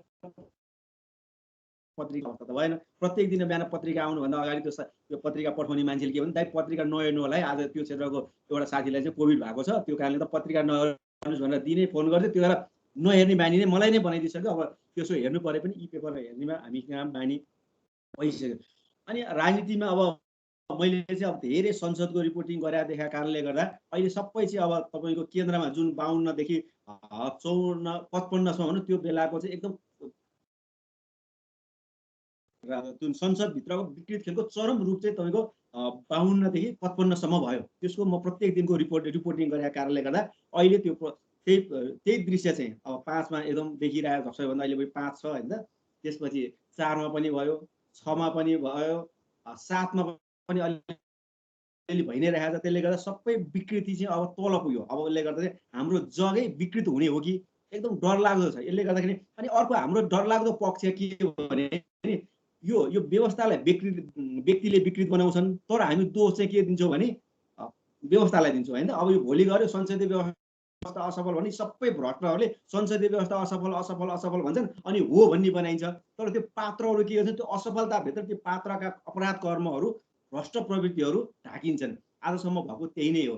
एउटा उदाहरण दिन्छु। जस्तो 2049 सालमा चाहिँ संसदभित्र एउटा के बहस चल्यो भने भीमनारायण के अरे भीमबहादुर श्रेष्ठ भन्ने चितवनका सांसद थिए। ती चितवनका सांसदले चाहिँ यो सबै व्यवस्था बिगार्ने चाहिँ पञ्चायत व्यवस्था हो र अहिलेको यो त्यसको चाहिँ जवाफ चाहिँ अहिलेका यो राष्ट्रिय प्रजातन्त्र पार्टीका सांसदहरूले दिनुपर्छ र यो व्यवस्था यतिखेर यसरी भद्रगोल हुनुको कारण चाहिँ पञ्चायत र ती पञ्चायतबाट आएका यी राष्ट्रिय पञ्चायत यो राष्ट्रिय प्रजातन्त्र पार्टीका सांसदले दिनुपर्छ भन्दा प्रकाश चन्द्र लोहनीले जुरुक्क उठेर हाम्रो त भर्खर 2 वर्ष मात्रै हो सिङ्गे 30 वर्ष पञ्चायती व्यवस्थाको हामी किन जवाफ दिने हामीलाई थाहा छैन त्यो व्यवस्था के थियो भने थाहा छैन त्यसको तपाईँहरू आफै छानबिन गर्नु कसलाई कारबाही गर्नु हामी जवाफदेही लिँदैनौँ भने त्यसरी भनेको जवाफदेहिता नै ऊ त्यत्रो पञ्चायत सिङ्गो पञ्चायतमा खायो हुर्क्यो तर त्यो पञ्चायती व्यवस्थाको कसैले जवाफ दिएन र त्यो चाहिँ त्यो व्यवस्थालाई चाहिँ अब के भने जवाफ नदिइकन गयो अब पनि हुने के भने अब हामी तपाईँले अघि भने जस्तो सङ्घीयता त गयो अब सबै दोष हामी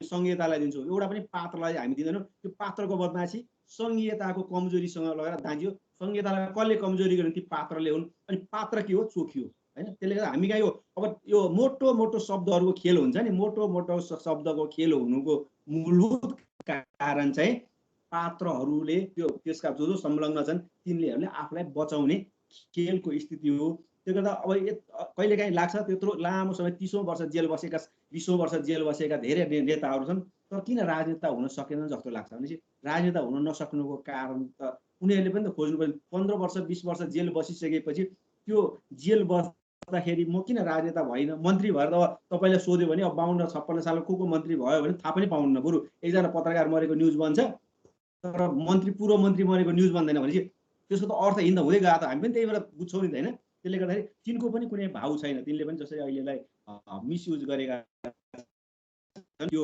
भाउ छैन जस्तो अब तपाईँले अहिले बुटोलकै कुरा गर्नुभयो ठ्याक्कै बुटोलको दृश्य अस्तिको 6 र 7 गते यहाँ आएको होइन त बुटोलमा बिहान के अरे मुख्यमन्त्रीले राजीनामा गर्नुभयो त्यसपछि संसदीय दलको बैठक गर्नुभयो हाउस अन्त्य गर्नुभयो अनि बेलुका गएर के गर्नुभयो मुख्यमन्त्रीको घोषणा गराउनु भयो नि त ठ्याक्कै त्यो मोडेल अस्ति यहाँ पनि तपाईँको 7 गते दिनभरि प्रधानमन्त्रीले के भन्नु अघिल्लो दिन 6 गते चाहिँ बहुमत छैन भन्नुभयो दिनभरि पत्रकार सम्पादकहरूसँग बसेर चाहिँ मसँग बहुमत छैन 169 जना बाहिर छन् उनीहरूले सरकार बनाए भइहाल्छ भन्नुभयो तर बेलुका गएर के गर्नुभयो अब के अरे सिफारिस गर्नु 153 जनाको भनेपछि त्यो भने राजनीतिमा त इमान्दारिताको खेल भयो त इमान्दारिता भने सहज रूपमा संसदभित्र सामना गर्ने संसद भने त त्यहाँभित्र जसले सुकेर जित्नु केही भने संसदीय पद्धतिलाई सामना गर्ने हारजित हुन्छ हारजित कहाँ हुन्छ त्यही संसदभित्र हुन्छ त्यो थलोलाई चाहिँ मिसयुज गर्ने क्रममा जुन खालको 52-53 मा देखिएको थियो त्यसको रूप तल गएको छ अब भोलि गएर त्यही रूप अब स्थानीय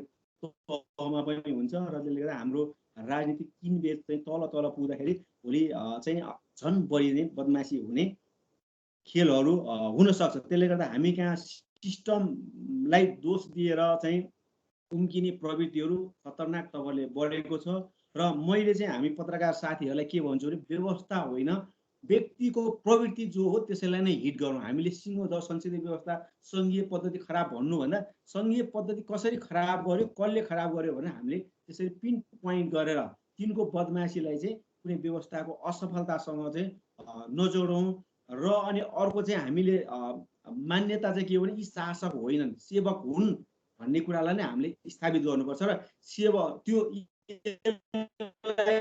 यदि मैले शासक बन्न खोज्छ भने आउँदो चुनावमा बदला लिन सक्ने माहौल मासलाई बनाइदिने हामीले चाहिँ योले चाहिँ शासकको व्यवहार गर्यो भोलि पनि यो शासक हुनसक्छ म दिन्छु कि दिँदैनौ भनेर हामीले नियमित रूपमा टिप्पणी लेख्न सकौँला त्यसले तथ्यपरक कुरा भएका कुरालाई लेख्न सकौँला अनि त्यसपछि चाहिँ त्यो खालको चाहिँ माहौल बनाउन सक्छ त्यो कारणले गर्दा हामीले यी कुराहरू जे जति देखेका कुराहरूलाई चाहिँ लेख्दै गएर कुनै न कुनै दिन चाहिँ त्यस कुनै न कुनै निष्कर्ष आउँछ तर हामी चाहिँ एकदम गोल मटोल रूपमा ठुलो उसबाट होइन कि पोइन्ट गरेर चाहिँ हामीले लेख्दै गयौँ भने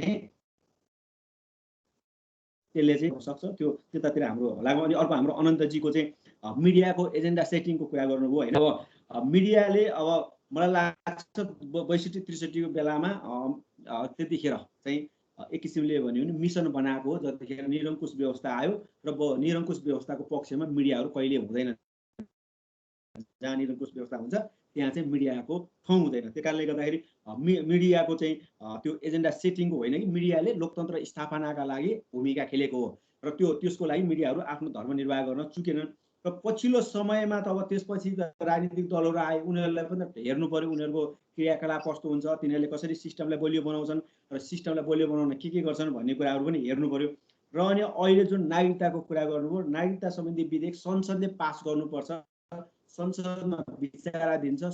त्यसको विधेयकका कोही पनि मलाई लाग्छ दफामा प्रवेश गरेका छैनन्, कसरी आएको पनि छैन।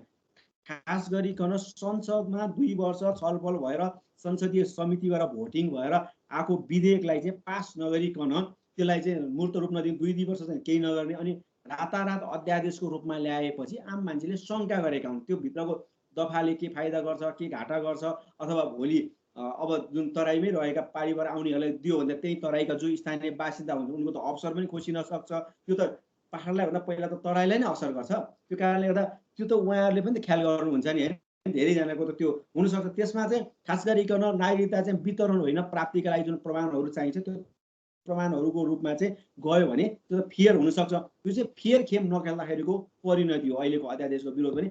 यदि संसदबाटै पारित गएको संसदीय समितिबाटै पारित भएर गएको विधेयक थियो भने त्यहाँ त सबैको मत छ, त्यसमा सबै भोटिङ भएर गएको छ। त्यो प्रक्रिया छलिएको कारणले गर्दाखेरि यसको आवाज आएको हो र त्यसलाई चाहिँ हामी पत्रकारहरूले त्यही रूपमा छ। अनि सबै चाहिँ मिडियाहरू डिबेट मिडिया त फरक फरक तरिकाले एउटै मात्रै गर्दा त्यो त निरङ्कुश व्यवस्था मात्रै एउटै भइस आउँछ, शासकले जे बोल्छ त्यही कुरा मात्रै आउँछ त्यो मिडियामा। तर अब हामीले जुन किसिमको बहुलवादी संस्कारलाई स्वीकारेका छौँ, बहुदलीय व्यवस्थालाई स्वीकारेका छौँ, बहुल विचार आउँछ। बहुल विचारका बिचमा सहमति खोजियो, बहुल विचारबाट नै एउटा निष्कर्ष आउँछ भन्यो। त्यसले गर्दा मलाई चाहिँ डेभिएट भएको भन्ने मलाई लाग्दैन। तर त्यसमा अरू होलान्, त्यसमा त्यसलाई रङ्गेउनी खेलहरू भएका हुन सक्छन्। त्यो रङ्गेउनी खेललाई अब बुझ्ने पाठकले आफ्नो तवरले बुझिहाल्छ र त्यो खालले चाहिँ बुझेर उनीहरूले ट्रिट गर्छ। त्यसले गर्दा यी कुराहरू आएका कुराहरूलाई चाहिँ एनालिसिस गर्ने चाहिँ जुन गरेर त्यसको एउटा निष्कर्ष खोज्ने काम चाहिँ केही न केही अध्ययनहरू चाहिँ कम हुनुपर्छ। हामी कहाँ मूलभूत रूपमा चाहिँ बाहिरतिर सानो कुरालाई पनि एकदम व्यापक रूपमा अध्ययन गरिन्छ, हामी कहाँ अध्ययन गरिँदैन, मोटो रूपमा गाली मात्रै गरिन्छ।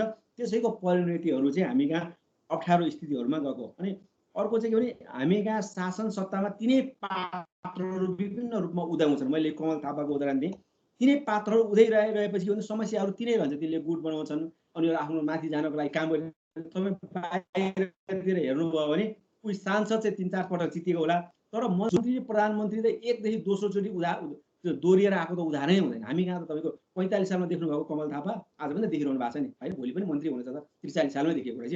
40 वर्षसम्म एउटै पात्र झेल्नु पर्दा के हुन्छ? अनि त्यसले त गुट बनाउँछ, उसले आफूलाई शक्तिशाली बनाउन राज्यको शीर्ष रिसोर्सहरू युज गर्छ। र त्यो हामीले सिस्टम बनाउन चाहिँ के सक्यो भने कुनै पोस्टमा 2 कार्यकाल एकदम म्याक्सिमम विश्वभरि चलेको 2 कार्यकाल हो।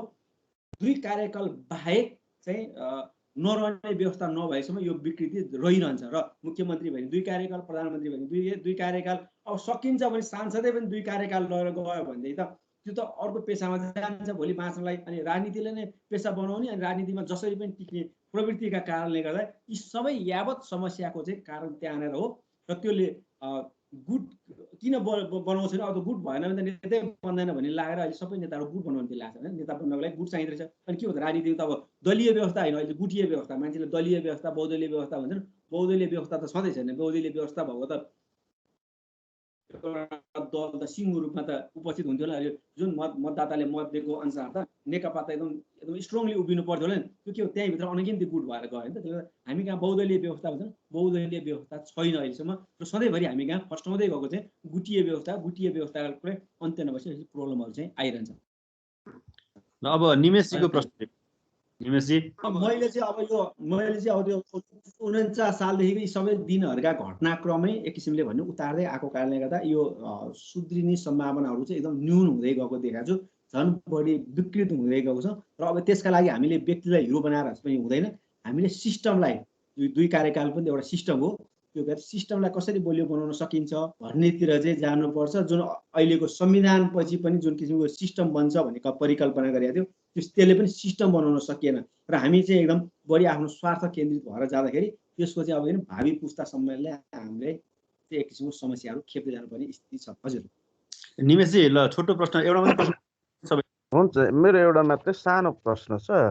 नमस्ते सर, आजको यो जुन जुम्मा हरिजीसँगका पत्रकारितासँगको कुरा गर्न पाउँदा खुसी लाग्यो। म प्रश्न भन्दा पनि त्यसलाई के भन्ने अब एक ढङ्गले प्रश्न पनि मान्न सकिन्छ जस्तो लाग्छ।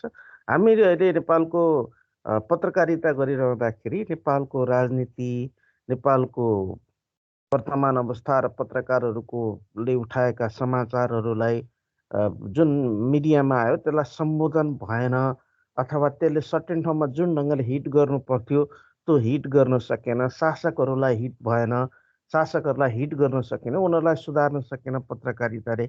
यो यावत कुराहरूको पेरिफेरीमा हामी छलफल गरेका। तर मैले आफूले हेर्दाखेरि मलाई के लाग्यो भनेदेखि हाम्रो समाजका मूल्य मान्यता र समाजमा बसेका मान्छेहरूको सोच जस्तो छ त्यही प्रवृत्तिको नेताहरू पनि हामीले प्राप्त गर्छौँ र त्यही प्रवृत्तिका विभिन्न संस्थाहरू पनि हामी बिचमा छ, चाहे त्यो पत्रकारिता होस्, चाहे त्यो राजनैतिक दल होस्, चाहे या अर्को कुनै पनि कुराहरू होस्। हामी अनुवंशिकताका आधारमा राजनैतिक विचारलाई बोकेर हिँड्ने मान्छे जबसम्म हाम्रो समाजमा छ तबसम्म हाम्रा समाजका पृष्ठभूमिहरू त्यही ढङ्गको हुने भएर पो अहिलेको अवस्था हो कि, अथवा भनौँ अहिलेका मिडियाहरूले समाचारका प्रमुख पेजहरूमा नेपालको राजनीतिदेखि बाहेकका समाचारदेखि बाहेक अरू कुनै पनि समाचारहरू हामी भेट्दैनौँ। चौथो, पाँचौँ, छैठौँ पेजहरूमा गइसकेपछि मात्रै अलिकति पृथक ढङ्गका समाचारहरू भेटिन्छ।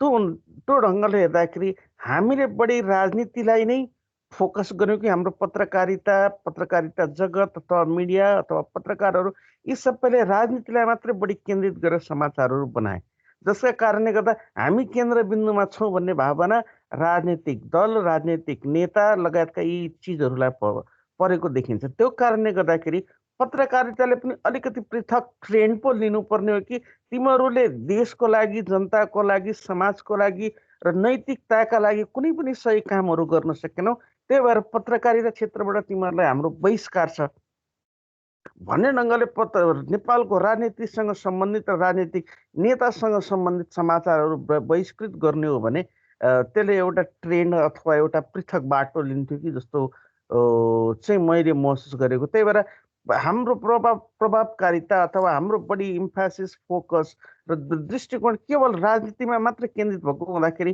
हामी बिचमा खुस्किएका हाम्रा सामाजिक संरचना, सामाजिक मूल्य मान्यताकाहरूका विषयहरूमा चाहिँ बढी केन्द्रित नहुँदा त्यसका असरहरू आम मानिस, आम पत्रकारिता अथवा समग्र भन्दा नेपालभित्रका सम्पूर्ण जगतहरूमा पनि त्यसैको एउटा हो कि जस्तो लाग्छ।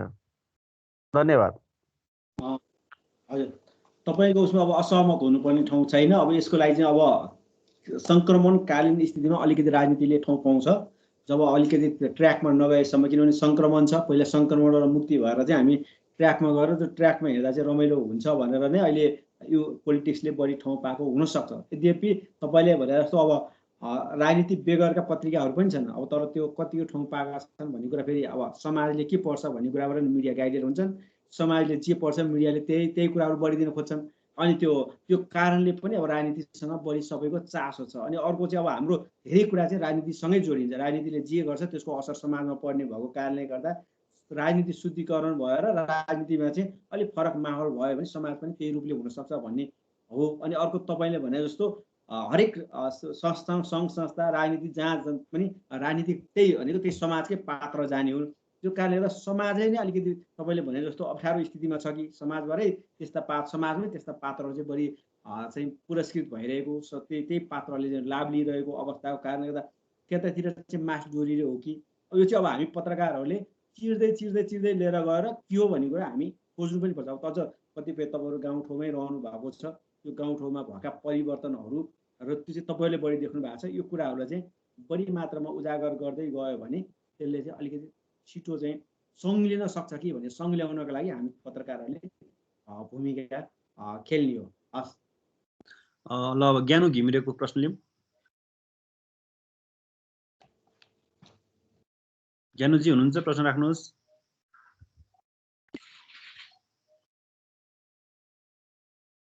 म्युट छ तपाईँको, अनम्युट गर्नुहोस्।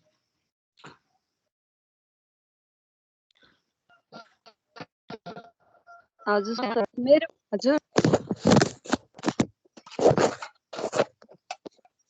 मेरो प्रश्न चाहिँ सरलाई, जति पनि हेलो राष्ट्रिय मिडियाहरू छन् सुनिरहेको छैन सर?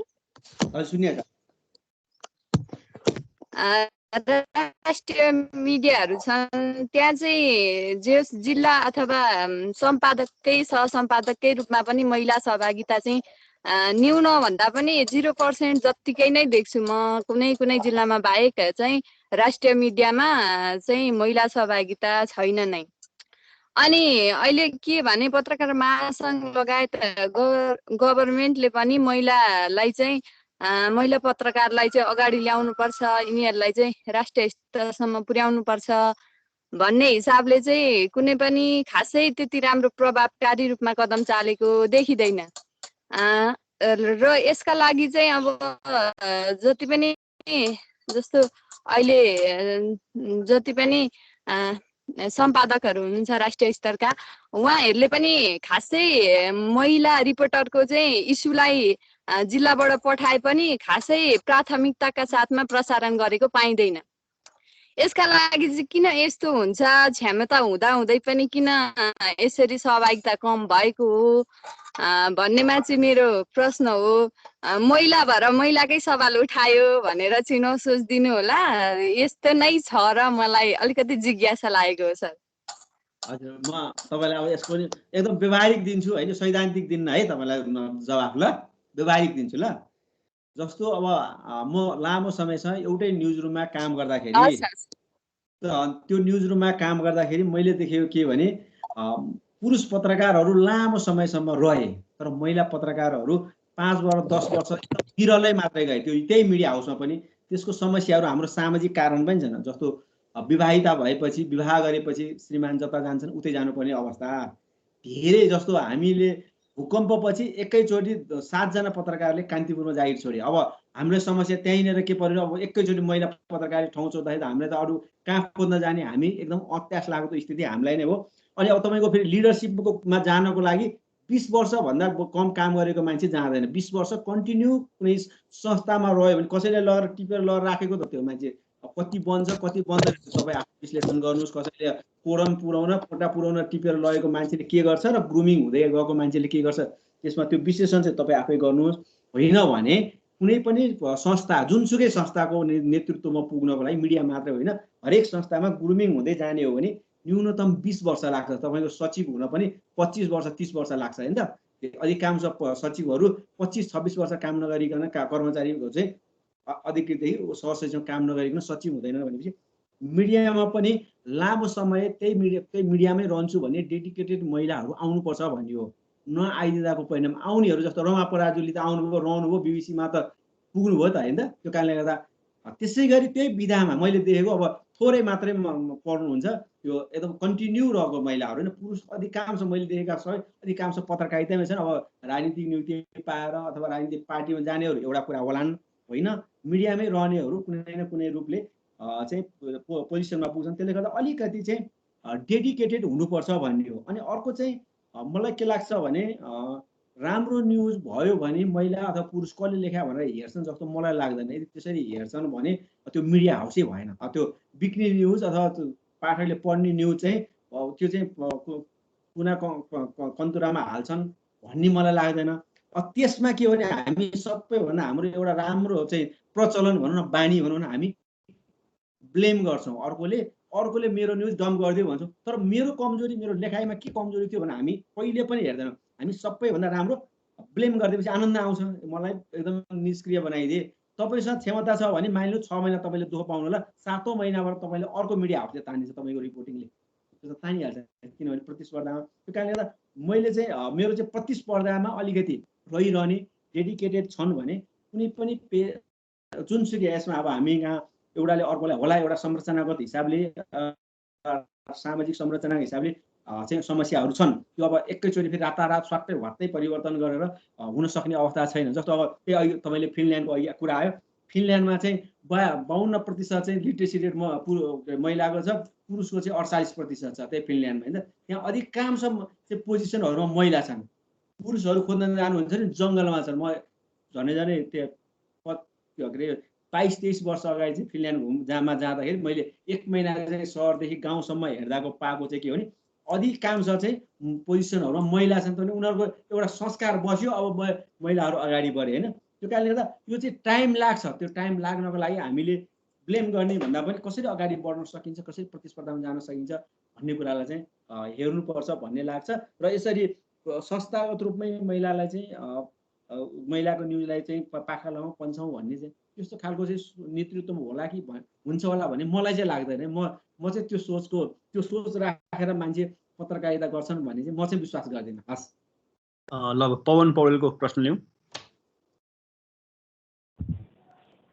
नमस्कार सर, मेरो पूर्व सम्पादक पनि हुनुहुन्छ, आज भेट्नुमा खुसी लाग्यो। केही कुरा चाहिँ हाम्रो विनोदजी र अनन्तजीले पनि उठाउनु भएको सँगै हो, अलिकति म त्यसमा एउटा चाहिँ जोड्न चाहन्छु छोटोमा। जस्तो अहिले हेर्ने हो भने नयाँ पत्रिकाहरू लगायतका एक खालका मिडिया पढ्ने हो भने पुरै सरकारको विरोधमा चाहिँ यो हेर्दै थाहा हुन्छ कि यो अलिक बढी नै बायस छ भन्ने जस्तो। अनि अब इभन कान्तिपुरहरूलाई जोड्न सकिन्छ। अब अर्का धारका पत्रिकाहरू छन्, अब नाम नलिउँ, अरू खालका पत्रिकाहरूमा फेरि हेर्दाखेरि ठ्याक्कै उल्टो छ। अब पाठकहरूले अनि जस्तो अगाडि चाहिँ अब हजुरले कुरा गर्नुभयो, हजुर पञ्चायतकालदेखि त्यतिखेर चाहिँ मिसन थियो, 62-63 मा पनि हामी भर्खर पत्रकारिता सिक्नको लागि कखराको क सिक्ने बेलामा चाहिँ त्यतिखेर पनि मिसन जर्नलिजम भनेर सबै मिडिया नै यो के अरे राजाको तत्कालीन त्यो शासन विरुद्ध लागेको थियो। अब यो मिडियाले चाहिँ यो मिसन कतिको चलाउनु कतिको सही हो, जस्तो मिडियाले त दुवै पक्षका कुरा राखेर पब्लिकलाई जजमेन्ट गर्न दिनुपर्ने हो भन्ने विषय पनि आइरहेको हुन्छ। हामी एकदम तटस्थता भनेर भनिरहेको हुन्छ। तर अब हजुर केही यी कागज पनि हेर्ने हो भने अलिकति सरकारको कदमहरूको विरुद्ध र अहिले खास गरी राष्ट्रपतिले चाल्नु भएको कदमकोमा चाहिँ अलिकति अगेन्स्टमा छ जस्तो चाहिँ अब यी कागज पनि देखिन्छ। कतिसम्मको कुरामा चाहिँ मिडियाले एउटा मिसनको रूपमा अगाडि बढाउने अथवा आफ्नो जजमेन्टल कुरा राख्ने र कति कुरामा न्युट्रल बस्ने एउटा पार्ट चाहिँ राखिदिनु हुन मन गर्छ। छोटोमा चाहिँ जस्तो अब सर पनि त्यत्रो ब्रोडसिटबाट चाहिँ अहिले चाहिँ आफैले अनलाइन मिडिया चलाउनु भएको छ, हामी पनि आफ्नो आफ्नो तर्फबाट सकेको हिसाबले अनलाइन मिडिया चलाइरहेका छौँ। अब यसले प्रिन्टलाई नेपालको सन्दर्भमा हेर्दा कति समयसम्म विस्थापन गर्न सक्छ जस्तो लाग्छ? मेरो यति हो प्रश्न। धन्यवाद पवन। यसमा चाहिँ के अरे हामी पत्रकारहरूको काम फ्याक्टमा बेस्ड हुने हो होइन त। अब जस्तो राष्ट्रपतिले अस्तिको कदम गरेको कदमलाई ठिक लाग्छ भने ठिक लेख्न सकिन्छ त्यो, किनभने त्यो त फ्याक्ट दिने हो नि। राष्ट्रसङ्घ प्रधानमन्त्रीले गरेको सिफारिस, संविधानको धारा, हाम्रो प्र्याक्टिस, दुनियाँको प्र्याक्टिस र अनि त्यो हामीले सोचेको परिकल्पना गरेको व्यवस्था र अहिले राष्ट्रपतिले गरेको चाहिँ ठिक छ भने त्यो आफ्नो आफ्नो एङ्गल हो। त्यो भएर हामीले त्यो फरक हुन्छ। बहुलवादी संस्कारमा सोचहरू फरक हुन्छ भनेर मैले अघि नै भने नि। हामीले सबैले एउटै कोण चाहिँ त्यो चाहिँ सैन्य शासित र कम्युनिस्ट शासित अथवा एक किसिमको निरङ्कुश व्यवस्थामा चाहिँ एउटै धारमा आउँछ, यो चाहिँ फरक फरक धारमा आउँछ। अदालतमा पनि त वकिलले दुई तर्फबाट बहस गरिराख्दै हुन्छ नि त। अनि तर न्युज त सरकारको पनि त आइरहेको छ। सरकारको त्यत्रो राष्ट्रपतिले गरेको त निर्णय त त्यसको त कपी नै हालिसकेपछि राष्ट्रपतिको कुरा त्यहाँ आइ नै सक्यो होइन त। त्यसैमा टेकेर अरूले कमेन्टहरू नै युज गरेका छौँ होइन। त्यसले गर्दाखेरि यसमा चाहिँ मलाई लाग्छ अब राष्ट्रपतिको कदमलाई सही ठान्नेहरू होलान्, त्यसलाई अब हामीले अन्यथा ठान्नुहुन्न हुन्छन् यो बहुदलीय व्यवस्थामा हुनसक्छ। तर हामीले त्यसमा चाहिँ गलत लेखेको भन्ने हामीलाई लाग्दैन है। हामीले संविधानको धारा टेकेका छौँ, कानुनको धारा टेकेका छौँ र अनि त्यो अनि अहिलेको मुलुकको माग हो कि होइन। अब चुनाव मध्यावधि चुनाव मुलुकले थ्याक्न सक्छ कि सक्दैन? अनि त्यो चुनावमा थ्याक्दा 50 वर्ष नि हामी 50 अर्बको दरले चुनावमा खर्च गर्दै गयो भने मुलुकको अवस्था के होला होइन। हामीले एउटा पिक्चर पनि त दिइरहेका छौँ नि। सँगसँगै चुनाव आवधिक चुनाव लोकतन्त्रको चाहिँ सौन्दर्यता हो, तर मध्यावधि चुनाव त होइन होला नि। अनि मध्यावधि के कारणले आयो भने एउटा व्यक्तिले एउटा शासन सञ्चालन गर्न असमर्थ रहेको परिणामस्वरूप सिङ्गो मुलुकले त्यसको प्रतिफल भोग्नुपर्छ। तपाईँले गलत गर्नुभयो भने सिङ्गो देशले चाहिँ त्यसको परिणाम भोग्नु पर्ने स्थिति के होला? त्यसले गर्दा एउटा त्यो पदमा रहेको व्यक्तिले गलत गर्छ भने प्रश्न उठाउन सक्दैन र गलतलाई गलत हो भन्न सक्दैन भने त्यो त अब त्यो चाहिँ पत्रकार रहेन। पत्रकार भन्दा बाहिर गयो भने गलत कुरालाई हामीले गलत हो जस्तोसुकै परिस्थितिमा पनि भन्न सक्नु पर्यो र त्यसलाई हामीले विथ फ्याक्ट भनेर संविधानका धारा, हामीले सोचेको व्यवस्था, ती कुराहरू आउने क्रममा चाहिँ यो आउन सक्छ। र अनि मलाई सरकारको विरोध र भन्ने कुरा त्यो चाहिँ अब पाठकहरू आफैले बुझ्छन् कुन कुरा फ्याक्ट बुझ्ने हो। हामी पत्रकारहरूले नै यस्तो क्वेसन गर्यो भने आम पाठकले त भन्ने स्वाभाविक हो। हामीले किन फ्याक्ट छ हामी बुझ्छौँ नि कुन कुरा हामी शब्दकै तौलिन सक्छौँ भने त्यो फ्याक्ट हो कि होइन भन्ने कुरा त हामी बुझ्छ। जस्तो हिजो नुनको नयाँ पत्रिकामा आयो होइन। अब नुन त एउटा व्यापारीले दिन लागेको कुरा त फ्याक्ट हो नि। अब यो चाहिँ अब के लेख्ने ल भन्नु, तपाईँकै आँखाबाट हेर्दा त्यो नुन चाहिँ एउटा व्यापारिक घरनालाई दिँदा त्यो 15 गुणा महँगो बनाएर भोलि बेच्यो भने त्यसको घाटा कसले गर्छ? हामी सबै बिहोर्नुपर्छ होइन। त्यो कुरा उठाउने किन उठाउने? यो सरकारले अब नुन राम्रो गर्यो व्यापारीले दियो भनेर लेख्यो भने होला हुन्छ होइन। अब त्यसले गर्दा अब यो चाहिँ अब यो बेलामा किन दियो भनेर लेख्दा त्यसले गर्दा फरक कोण हुन्छ, त्यसलाई बुझ्ने कुरा हुन्छ। अर्को प्रिन्ट मिडियाको भविष्य चाहिँ अब हामी मैले चाहिँ 60-62बाटै प्रिन्ट मिडिया धेरै जाँदैन भनेर हो। प्रिन्ट मिडिया चाहिँ अब यसो किनभने कुनै कुराको हाम्रो मिडियामा मैले अब त्यो लेटर पेजदेखि देख्दै आएको कारणले गर्दाखेरि प्रिन्टको चाहिँ अब लगभग यो कोरोना नभएको भए 5-7 वर्ष 10 वर्षसम्म जान्थ्यो। कोरोनाले गर्दाखेरि अब चाहिँ किन त्यसको लागि खर्च एकदम अत्याधिक मात्रामा लाग्छ। प्रिन्ट मिडियामा कागजदेखि लिएर त्यसको पूर्वाधारमा पनि जति खर्च लाग्छ त्यो थेग्नलाई गाह्रो छ। त्यसले गर्दा अब प्रिन्ट मिडियालाई एकदम गाह्रो छ र रहँदाखेरिको अवस्था पनि सजिलो छैन। त्यो कारणले गर्दा अब इलेक्ट्रोनिक मिडिया नै अबको भविष्य हो। तर प्रिन्ट मिडिया पनि छ अब हाम्रो, किनभने मैले अघि पनि भने हाम्रो ठुलो जमा चाहिँ प्रिन्ट मिडियासँग अभ्यस्त छ। अहिले जो पोलिसी मेकिङ प्रोसेसमा छन् उनीहरू पनि अब बिस्तारै उनीहरू त्यो कोभिड नभएको भए त तिनीहरू चेन्ज हुँदैन थियो होला। कोरोनाले गर्दा उनीहरू पनि अब यो चाहिँ इलेक्ट्रोनिकतिर सिफ्ट हुनलाई बाध्य बनायो। त्यसले गर्दा अब बिस्तारै कल्चर चेन्ज हुन्छ। कल्चर चेन्ज हुने क्रममा चाहिँ प्रिन्ट मिडिया रहन्छन्, तर कुन रूपमा जुन पहिला जस्तै इन्फ्लुएन्स गर्ने, एजेन्डा सेटिङ गर्ने र त्यही खालको माहौल बनाउने हिसाबले चाहिँ अब धेरै लामो समय रहँदैन। रहन्छ नरहने कुरा हुँदैन। त्यसको रूप र आकार, त्यसको सर्कुलेसन सबै कुरा चाहिँ कम भएर रहन्छ। किन मान्छेले सबै कुरा पाइसकेपछि भोलिपल्ट प्रिन्टलाई किन समय खर्च गर्छ, किन पैसा खर्च गर्छ? पैसा खर्च नगरिकन पाइरहेको चिज हो भने त्यसले गर्दा प्रिन्टको चाहिँ भविष्य लङ टर्म चाहिँ ठुलो मास स्केलमा चाहिँ कम छ। तर सानोतिनो यो त रहने त रहि नै रहन्छ नि। नरहने भने अझै पनि साप्ताहिक पत्रिका त छ नि त। साप्ताहिक पत्रिका छन् भने यी कुराहरू रहन्छ, तर त्यसको इम्प्याक्ट कति हुन्छ भन्ने कुरा फरक हो। हजुर अविरल सर, हजुर मेरो हात त गलिसक्यो त गल्यो।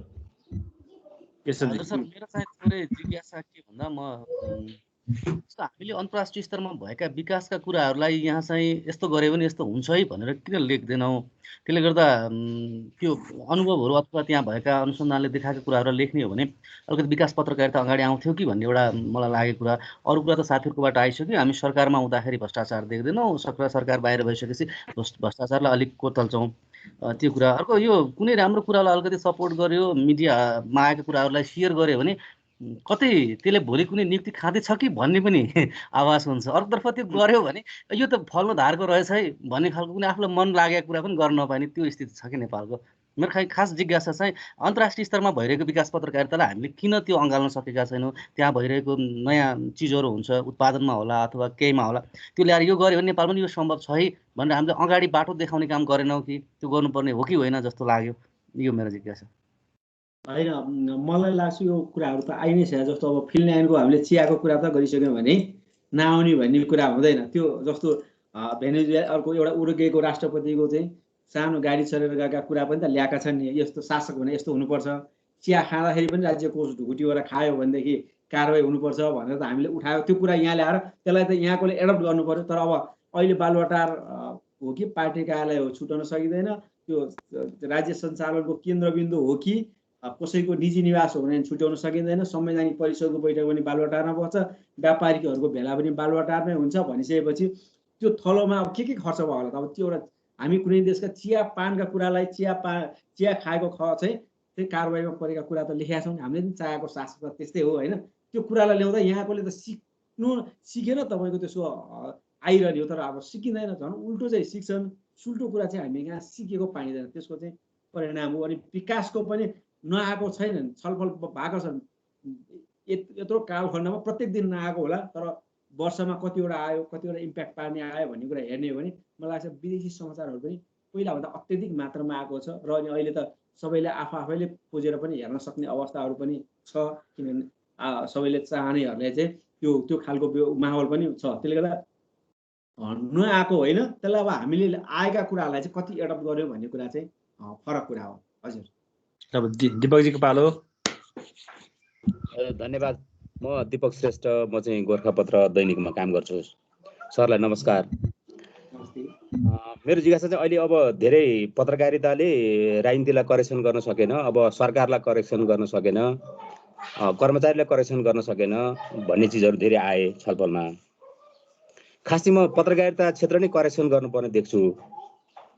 पत्रकारिता चाहिँ राज्यबाट बजेट वार्षिक बजेट ल्याएर पार्टीका सङ्गठन चलाउन राज्यले पैसा दिनुपर्ने पत्रकारहरूको सङ्गठन छन्। अघि सरले पनि यसमा धेरै कुराहरू गर्नुभयो र खासमा चाहिँ अहिले हाम्रो पत्रकारिता सुधार चाहिँ समस्या चाहिँ खास जड समस्या चाहिँ के हो र सुधार चाहिँ कहाँबाट गर्नु पर्ला अब नेपालको पत्रकारिता चाहिँ, यस विषय चाहिँ म जिज्ञासा राख्न चाहन्छु। हस्, धन्यवाद। अब यसमा मैले अघि सुरुमै अघि पनि भनिसकेँ, पत्रकारिताका जे जति राजनीतिक संस्था भातृ सङ्गठनहरू छन् ती बन्द गर्नु पर्यो र पत्रकार महासङ्घ बाहेक अरू सङ्घसँग, जस्तो अब कुनै मानिलो संसदीय मामिला पत्रकार होला, उनीहरूको एउटा विधाको त हुन सक्ला, तर दलीय भातृ सङ्गठनहरू चाहिँ बन्द गर्ने हो भने अलिकति फरक हुन सक्छ।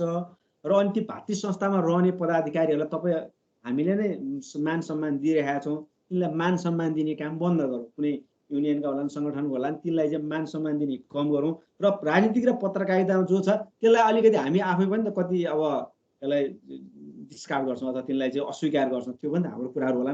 अब भक्काभक पत्रकारहरू चाहिँ राजनीतिक नियुक्ति खाइरहेका छन्, प्रेस सल्लाहकार भइरहेका छन्। अब मैले त्यो असन र इन्द्र के अरे भोटाइटी र असन छुट्याउन नसके जस्तै पत्रकारिता र राजनीति छुट्याउन नसक्ने अवस्था छ। त्यसको पीडा चाहिँ के भने इमान्दार पत्रकारहरू पर्छन् अनि तिनीहरू चाहिँ अनि फ्रस्ट्रेसनमा चाहिँ तिनै जान सक्ने अवस्थाहरू छ। र त्यो चाहिँ झन् त्यो असल मान्छेहरू चाहिँ फ्रस्ट्रेसनमा गयो भने अलिअलि प्राप्त भइरहेको खुराकहरू पनि समाजले नपाउने हो कि मलाई डर लाग्ने चाहिँ त्यो लाग्छ। किनभने त्यो केही त छ नि, त्यसमा मानिलियो 5% भए पनि शुद्ध पत्रकारहरू छन् भने ती शुद्ध फ्रस्ट्रेसनमा गयो भने के गर्ने? शुद्ध फ्रस्ट्रेसनमा गयो भने केही पनि कुरा नआउने हो। त्यो नहुन नदिनलाई हामी 5% मात्रै विशुद्ध पत्रकार छन्, ती विशुद्ध पत्रकारहरूलाई कसरी उँभो सकिन्छ तपाईँ हामीले पनि सोच्नु पर्यो नि त। यदि पत्रकारहरू छन् ती पात्रलाई अस्वीकार गर्ने माहौलमा हामी पनि लाग्नुपर्छ। नत्र भने यो हामी खालि कमेन्ट गर्छौँ, तपाईँलाई पनि सबै कुरा थाहा छ, मलाई पनि सबै कुरा थाहा छ, तपाईँले जिल्लामा पनि कुन सङ्गठन बस्नु भएको देख्नु भएको छ, केन्द्रमा पनि कस्ता मान्छेले चुनाव जित्छन् त्यो पनि देख्नु भएको छ। त्यसले गर्दाखेरि यो सबै कुरा चाहिँ एकदम हामी कहाँ चाहिँ त्यो राजनीतिमा चाहिँ त्यो के अरे कोदो र त्यो तोरी बिच चाहिँ छुट्याउन नसक्ने अवस्था चाहिँ हामीसँग छ। त्यो अब छुट्याउन नसकेको दिनसम्म हामीले भोग्नुपर्ने यस्तै अवस्था हो। अनि हामी कुरा गर्छौँ, गफ गर्छौँ, तर निष्कर्ष चाहिँ आउँदैन। यो अब पनि आउँदैन। केही समय चाहिँ भातृ पत्रकार राजनीतिक दलहरू भातृ सङ्गठनहरू पत्रकार चाहिँ भातृ सङ्गठनको रूपमा विकसित भएसम्म त्यो गरेर चाहिँ नछुटिएसम्म हामीले समस्याहरू खेप्नुपर्छ। हजुर सविताजी। सर फेरि पनि नमस्कार। मेरो चाहिँ यहाँ पवनजीले र दीपक श्रेष्ठले केही प्रसङ्ग त उठाइसक्नुभयो, उहाँहरूसँगै सम्बन्धित प्रश्न थियो। अलिकति चाहिँ जस्तो अब यो बिग मिडिया हाउसको जसले आफूलाई फेर भनेर साबित गर्न खोज्छन् उनीहरूमा पनि राजनीतिक प्रभाव चाहिँ काहीँ न काहीँ फिल भएको हामीलाई अनुभूति हुन्छ होइन। अनि मिडियाको रोलमै अब धेरै कुरा त आइसक्यो। जस्तो न्युट्रल भएर काम गरे त हामीले त्यति फिल गर्न नसक्या हो, अथवा हामी आग्रह पूर्वाग्रहले हामीले कन्टेन्ट हेरेर हो कि किन हो। यो सम्पादकहरू नियुक्तिको प्रसङ्गमा पनि कसलाई कुन पार्टीको प्रचण्डको सपोर्ट, कसलाई के को सपोर्ट, कहाँ के भयो भन्ने खालका कुराहरू पनि व्यापक उठिरहेका हुन्छन्। यो त सर अब माथिल्लो तहमा रहेर काम गर्नु भएको मान्छे, सरको एक्सपिरियन्स के हो? अलिक बढी जस्तो त्यो राजनीतिका कुराहरू धेरै जोडिन्छ, सम्पादकै आफै फेर छैनन् अनि उनीहरू नै कुनै न कुनै पक्षलाई कुनै न कुनै रूपमा कसले कसलाई सपोर्ट गरिरहेछ, कसले के गरिरहेछ भन्ने कुरा नि आउँछ। यो चाहिँ के हो सर वास्तविकता? तपाईँले एकदम ठिक कुरा गर्नु। यसमा मेरो धेरै तपाईँले नै बुझ्नु भएको छ, मैले अघि पनि भने बुझिरहेको नै हो होइन। 5% मात्रै होला नि पत्रकार वास्तविक भनिसकेपछि 95% राजनीतिसँग जोडिया छन् होइन त। तपाईँकै जिल्ला जहाँ जिल्ला छन् त्यहाँ युनियन 44 सकेर सङ्गठन होइन त, तिनवटासँग नजोडिएको पत्रकार कति छन् खोज्नुहोस्, अनि त्यति मात्रै पत्रकार हुन्। काठमाडौँमा पनि त्यही नै हो। त्यो कारणले गर्दाखेरि त्यो यो पत्रकारिता चाहिँ खालि भर्याङ बनाउनेहरू मात्रै छन्। तपाईँले बिग मिडिया भन्नु, बिग मिडियाका धेरै जसो पत्रकारहरू अहिले राजनीतिक नियुक्ति खान गएका छन्। त्यो पञ्चायतकालमा गुप्तचरकामा घुसपैठ हुन्थे। मिडियाको पत्रकार त भएन सर, अलिकति सम्पादकको लेभलको कुरा चाहिँ बुझ्न। सम्पादक पनि त्यही तपाईँको सम्पादक पनि त त्यहीँबाट ग्रुमिङ भएर जाने नि होइन, बडा हुँदै जाने होइन त। अनि मिडिया मालिकले पनि के खोज्ने सम्पादक, मिडिया मालिकले खोज्ने सम्पादक पनि व्यवस्थासँग नजिक भएको खोज्ने भयो नि त। त्यो जस्तो अब अलिकति हामी तपाईँको व्यवस्थासँग अलिकति टाढा भएर काम गर्थ्यौँ होला, तर हामीले त ठाउँ दिँदैन नि। किन दिँदैन भने सरकारसँग सम्बन्ध जोडिँदैन भनेर बिग मिडिया हाउसले पनि सरकारसँग सम्बन्ध जोड्ने नै सम्पादक खोज्छन्। त्यो कुरा पनि तपाईँ बुझ्नुहोस् है। लगानीकर्ताहरूको विभिन्न स्वार्थहरू हुन्छन्। ती सम्पादकहरू कतिपय बेलामा तिनको पनि आफ्नो आफ्नो पीडाहरू होलान् र अनि त्यो खालले चाहिँ स्थिति तपाईँ हामीले एकदम पर्फेक्ट पाउनलाई एकदम गाह्रो छ। पर्फेक्ट सिचुएसन छैन। यो तपाईँको एकदम गोलमटोल भद्रगोलकै बिचमा हामी छौँ। अब म 34 वर्ष भयो पत्रकारितामा लागेको, मैले आजसम्म विभूषण ल्याएको छैन होइन त। अब मेरो सत्तासँग नजिक भएको भए म राजनीतिक रिपोर्टिङ गर्ने मान्छे 2048 सालदेखि कन्टिन्यू राजनीतिक रिपोर्टिङ गर्ने मान्छे होइन। मेरो नेताहरूसँग चिनजान छैन होला र, तर मैले आजसम्म विभूषण किन पाएको छैन भने म उनीहरूको त्यसरी जति वफादारी हुनुपर्ने हो वफादारी छैन। उनीहरूका कुराहरू बाहिर ल्याइदिइरहेका कारणले गर्दा मसँग आज पनि उत्तिकै डिस्टेन्स छ जति 2048 सालमा डिस्टेन्स थियो रिपोर्टर हुँदाको डिस्टेन्स छ। आजको दिनमा डिस्टेन्समा खासै तपाईँको त्यो फरक छ। त्यसले गर्दाखेरि बिग मिडिया हाउसको पनि त्यहाँभित्रको ठुलो लगानी सँगसँगै ठुला कुराहरू हुन्छन्, साना कुराहरू हुन्छन्। अब तपाईँको प्रोफेसनल भयो भने कति टिक्न सक्छ, कति हामी आफै टिक्न दिन्छौँ, त्यो हाम्रो पनि त एउटा कुरा छ नि। हामी प्रोफेसनल पत्रकारहरूलाई कति मान्यता दिन्छौँ।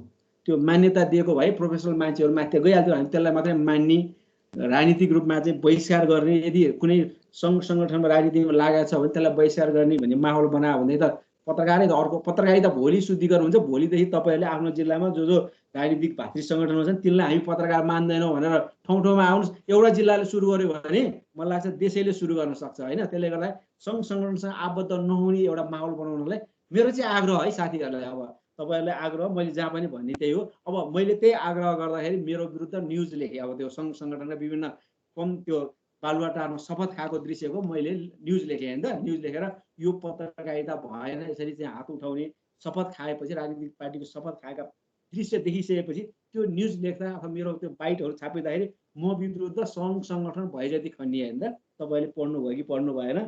त्यो कारणले गर्दाखेरि अब उनीहरूकै बोली ठुलो छ, आवाज ठुलो छ। अनि वास्तविक पत्रकार भएर कतिन्जेल टिक्ने, कतिन्जेल रहने। तपाईँले कति वर्ष भयो, मैले 34 वर्षमा धेरै पात्रहरू नै प्रवृत्तिहरू नै देखेँ, चिनेको भएको कारणले गर्दाखेरि तपाईँले भन्दा मैले धेरै बुझेँ होला। तर अप्ठ्यारो स्थितिहरू छ। यद्यपि हामीले हाम्रो धर्म छोड्नुहुन्न, फेरि यो चाहिँ अप्ठ्यारो स्थिति छ, त्यसैमा हुलन हुन जानुपर्छ भनेर मेरो चाहिँ हुलन हुन नजानुस् भन्ने हो। पत्रकार राजनीति गर्नुहोस् भने पत्रकारिता छोडेर राजनीतिमा जानु पाइन्छ। फेरि त्यो फेरि मान्छेले आफ्नो आफ्नो लोकतन्त्रमा राजनीति गर्न पाइँदैन पत्रकारले भन्ने होइन। राजनीति गर्दाखेरि पत्रकारिता छोडेर गएर राजनीति गरिदिने भयो भने राम्रो हुन्छ। अब अहिले उसका के अरे विभिन्न पदाधिकारी, राजनीतिक पदाधिकारीहरूका प्रेस सल्लाहकार पनि छन्। अनि तिनै नै यता पत्रकारिताका पनि गफ दिन्छन्। हामी तिनैको कुरा पनि सुनिरहेका छौँ होइन त।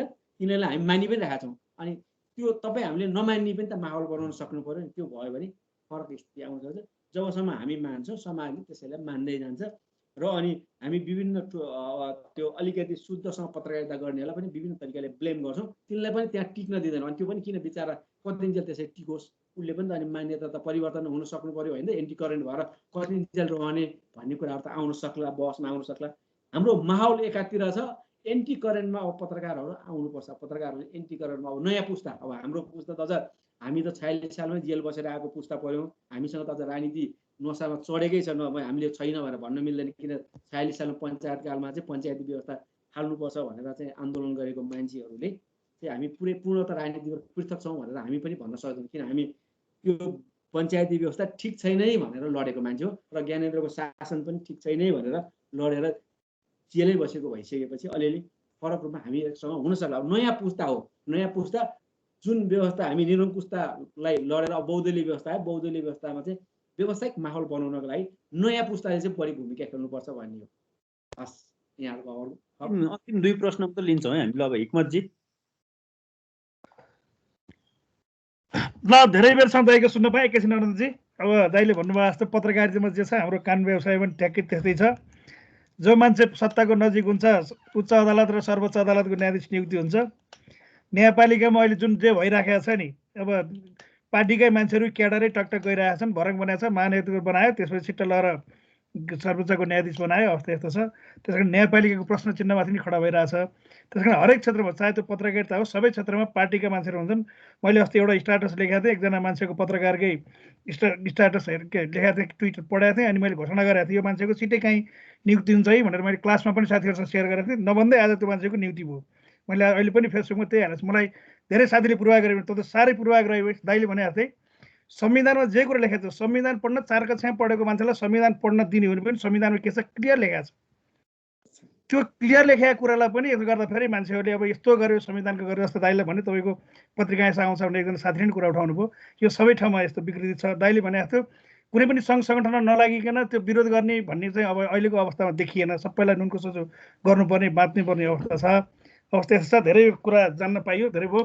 अब मेरो चाहिँ अर्को मिटिङमा पनि बस्नुपर्ने भयो भने म चाहिँ अहिले छुट्टिन्छु। यति भन्दै यहाँ सबैसम्म बिदा हुन्छ। तपाईँलाई एक सेन्टेन्सको एउटा सानो घटना मात्रै भनेर तपाईँले त्यो त्यसको जस्तो कान्तिपुरको एकचोटि मुद्दा पर्यो, सर्वोच्चले झन्डै अब त्यो फाइन तिराउने 50 करोड र अनि जेल हाल्ने भन्ने कुरा आइसकेपछि अब सिध्याउने नै खोजे के रहेछ त्यो न्यायाधीशको मनस्थिति बुझ्नु पर्यो भनेर एकजना मान्यलाई चाहिँ फोन गर्दा के गर्न सक्दो रहेछ ती न्यायाधीश चिन्या छ भने फोन गरेर मलाई त्यो उसले सुनायो। अनि श्रीमान भन्दै थियो, उताबाट जय नेपाल भन्ने आयो। श्री उसको त्यो मान्यको फोन देख्न साथ उताबाट जय नेपाल भन्ने आयो होइन त। न्यायाधीशबाट जय नेपाल शब्द आइसकेपछि अब के हो त अनि के गर्नु यस्तो रहेछ के रहेछ कान्तिपुरको त भने जसरी पनि ठोक्ने हो, म जेल हालेर छोड्ने हो भने अब न्यायाधीशले होइन त देशको।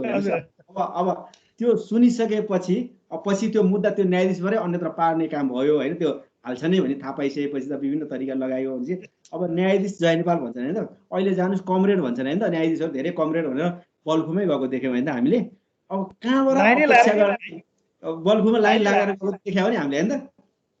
अनि अहिले पनि तपाईँ अलिकति झुक्क्याएर सोध्नुहोस् कुनै न्यायाधीशलाई कमरेड अभिवादन भन्नुहोस् अथवा दाइ जय नेपाल भन्नुहोस्। त्यो श्रीमान नभनिकन दाइ जय नेपाल भन्नु जय नेपालै भन्छन् होइन त। कमरेड अभिवादनले भन्छन् भनेपछि न्याय क्षेत्र त्यो अवस्थामा छ भने हामीले मिडियाको के कुरा गर्ने होइन त। न्याय क्षेत्रकै रूपमा चाहिँ कुन न्यायाधीश कुन म आफै भन्छु सर्वोच्च अदालतको यतिजना न्यायाधीश चाहिँ 19 जना न्यायाधीश यो पार्टीसँग निकट छन् र यो नेतासँग निकट छन् भने मलाई सबै थाहा छ होइन त। अब अहिले के अरे उसमा गएको अनि त्यो कारणले गर्दाखेरि अब राजनीति कहाँ छैन होइन।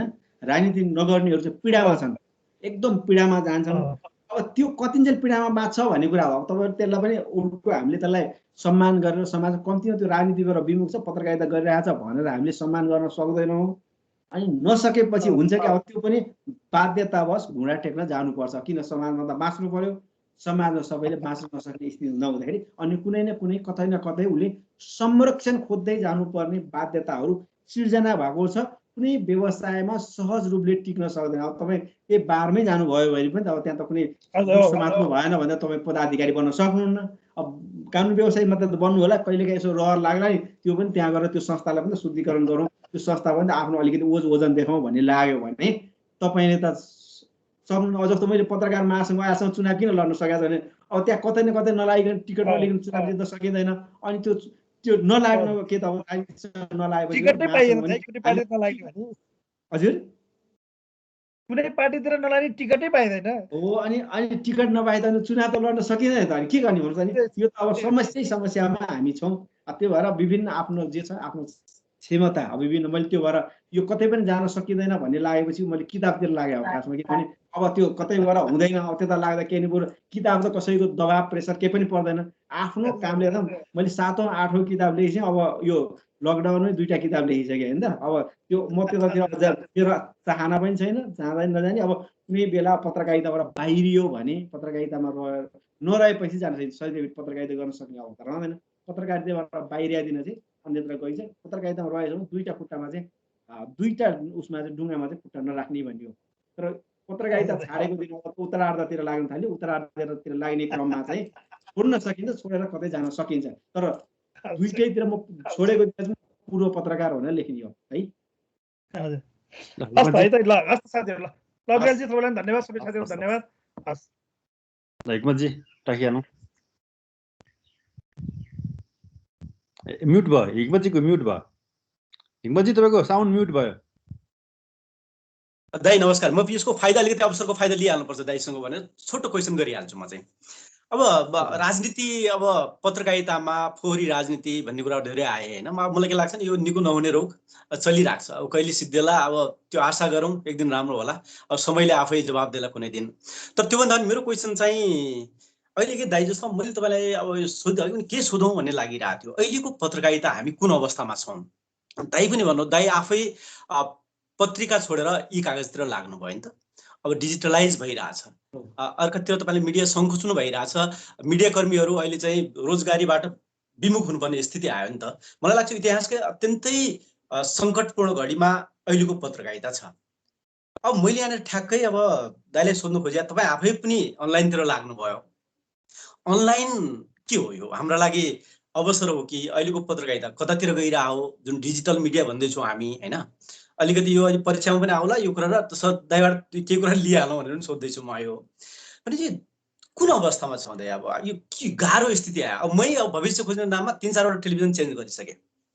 टेलिभिजन भन्छन् गाह्रो छ स्थितिमा। अब जाने कहाँ दाइ होइन? अहिले पनि भविष्य 40 वर्ष भइसक्यो, भविष्यको अहिले पनि हत्तपत्तो छैन।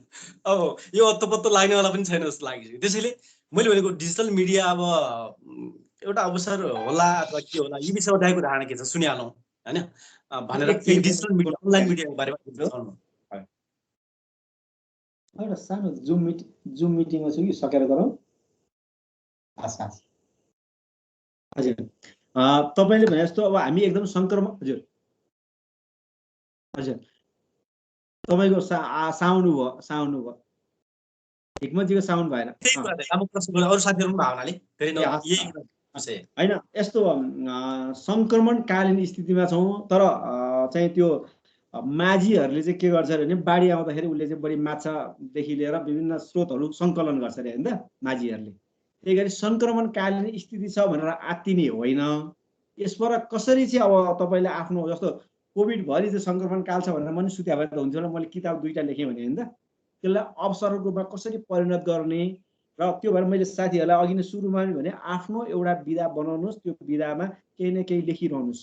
त्यो आज नहोला भोलि नहोला कम्तीमा 1 वर्षपछि त काम लाग्ला नि होइन। मैले अब 2057 सालमा मैले 58 सालमा मैले भ्रष्टाचारको शल्य क्रिया भन्ने पुस्तक लेखेँ होइन त। त्यतिखेर त पत्रकारहरूले किताब लेख्ने भन्ने चलनै थिएन। साहित्यिक लेख्थे, कथा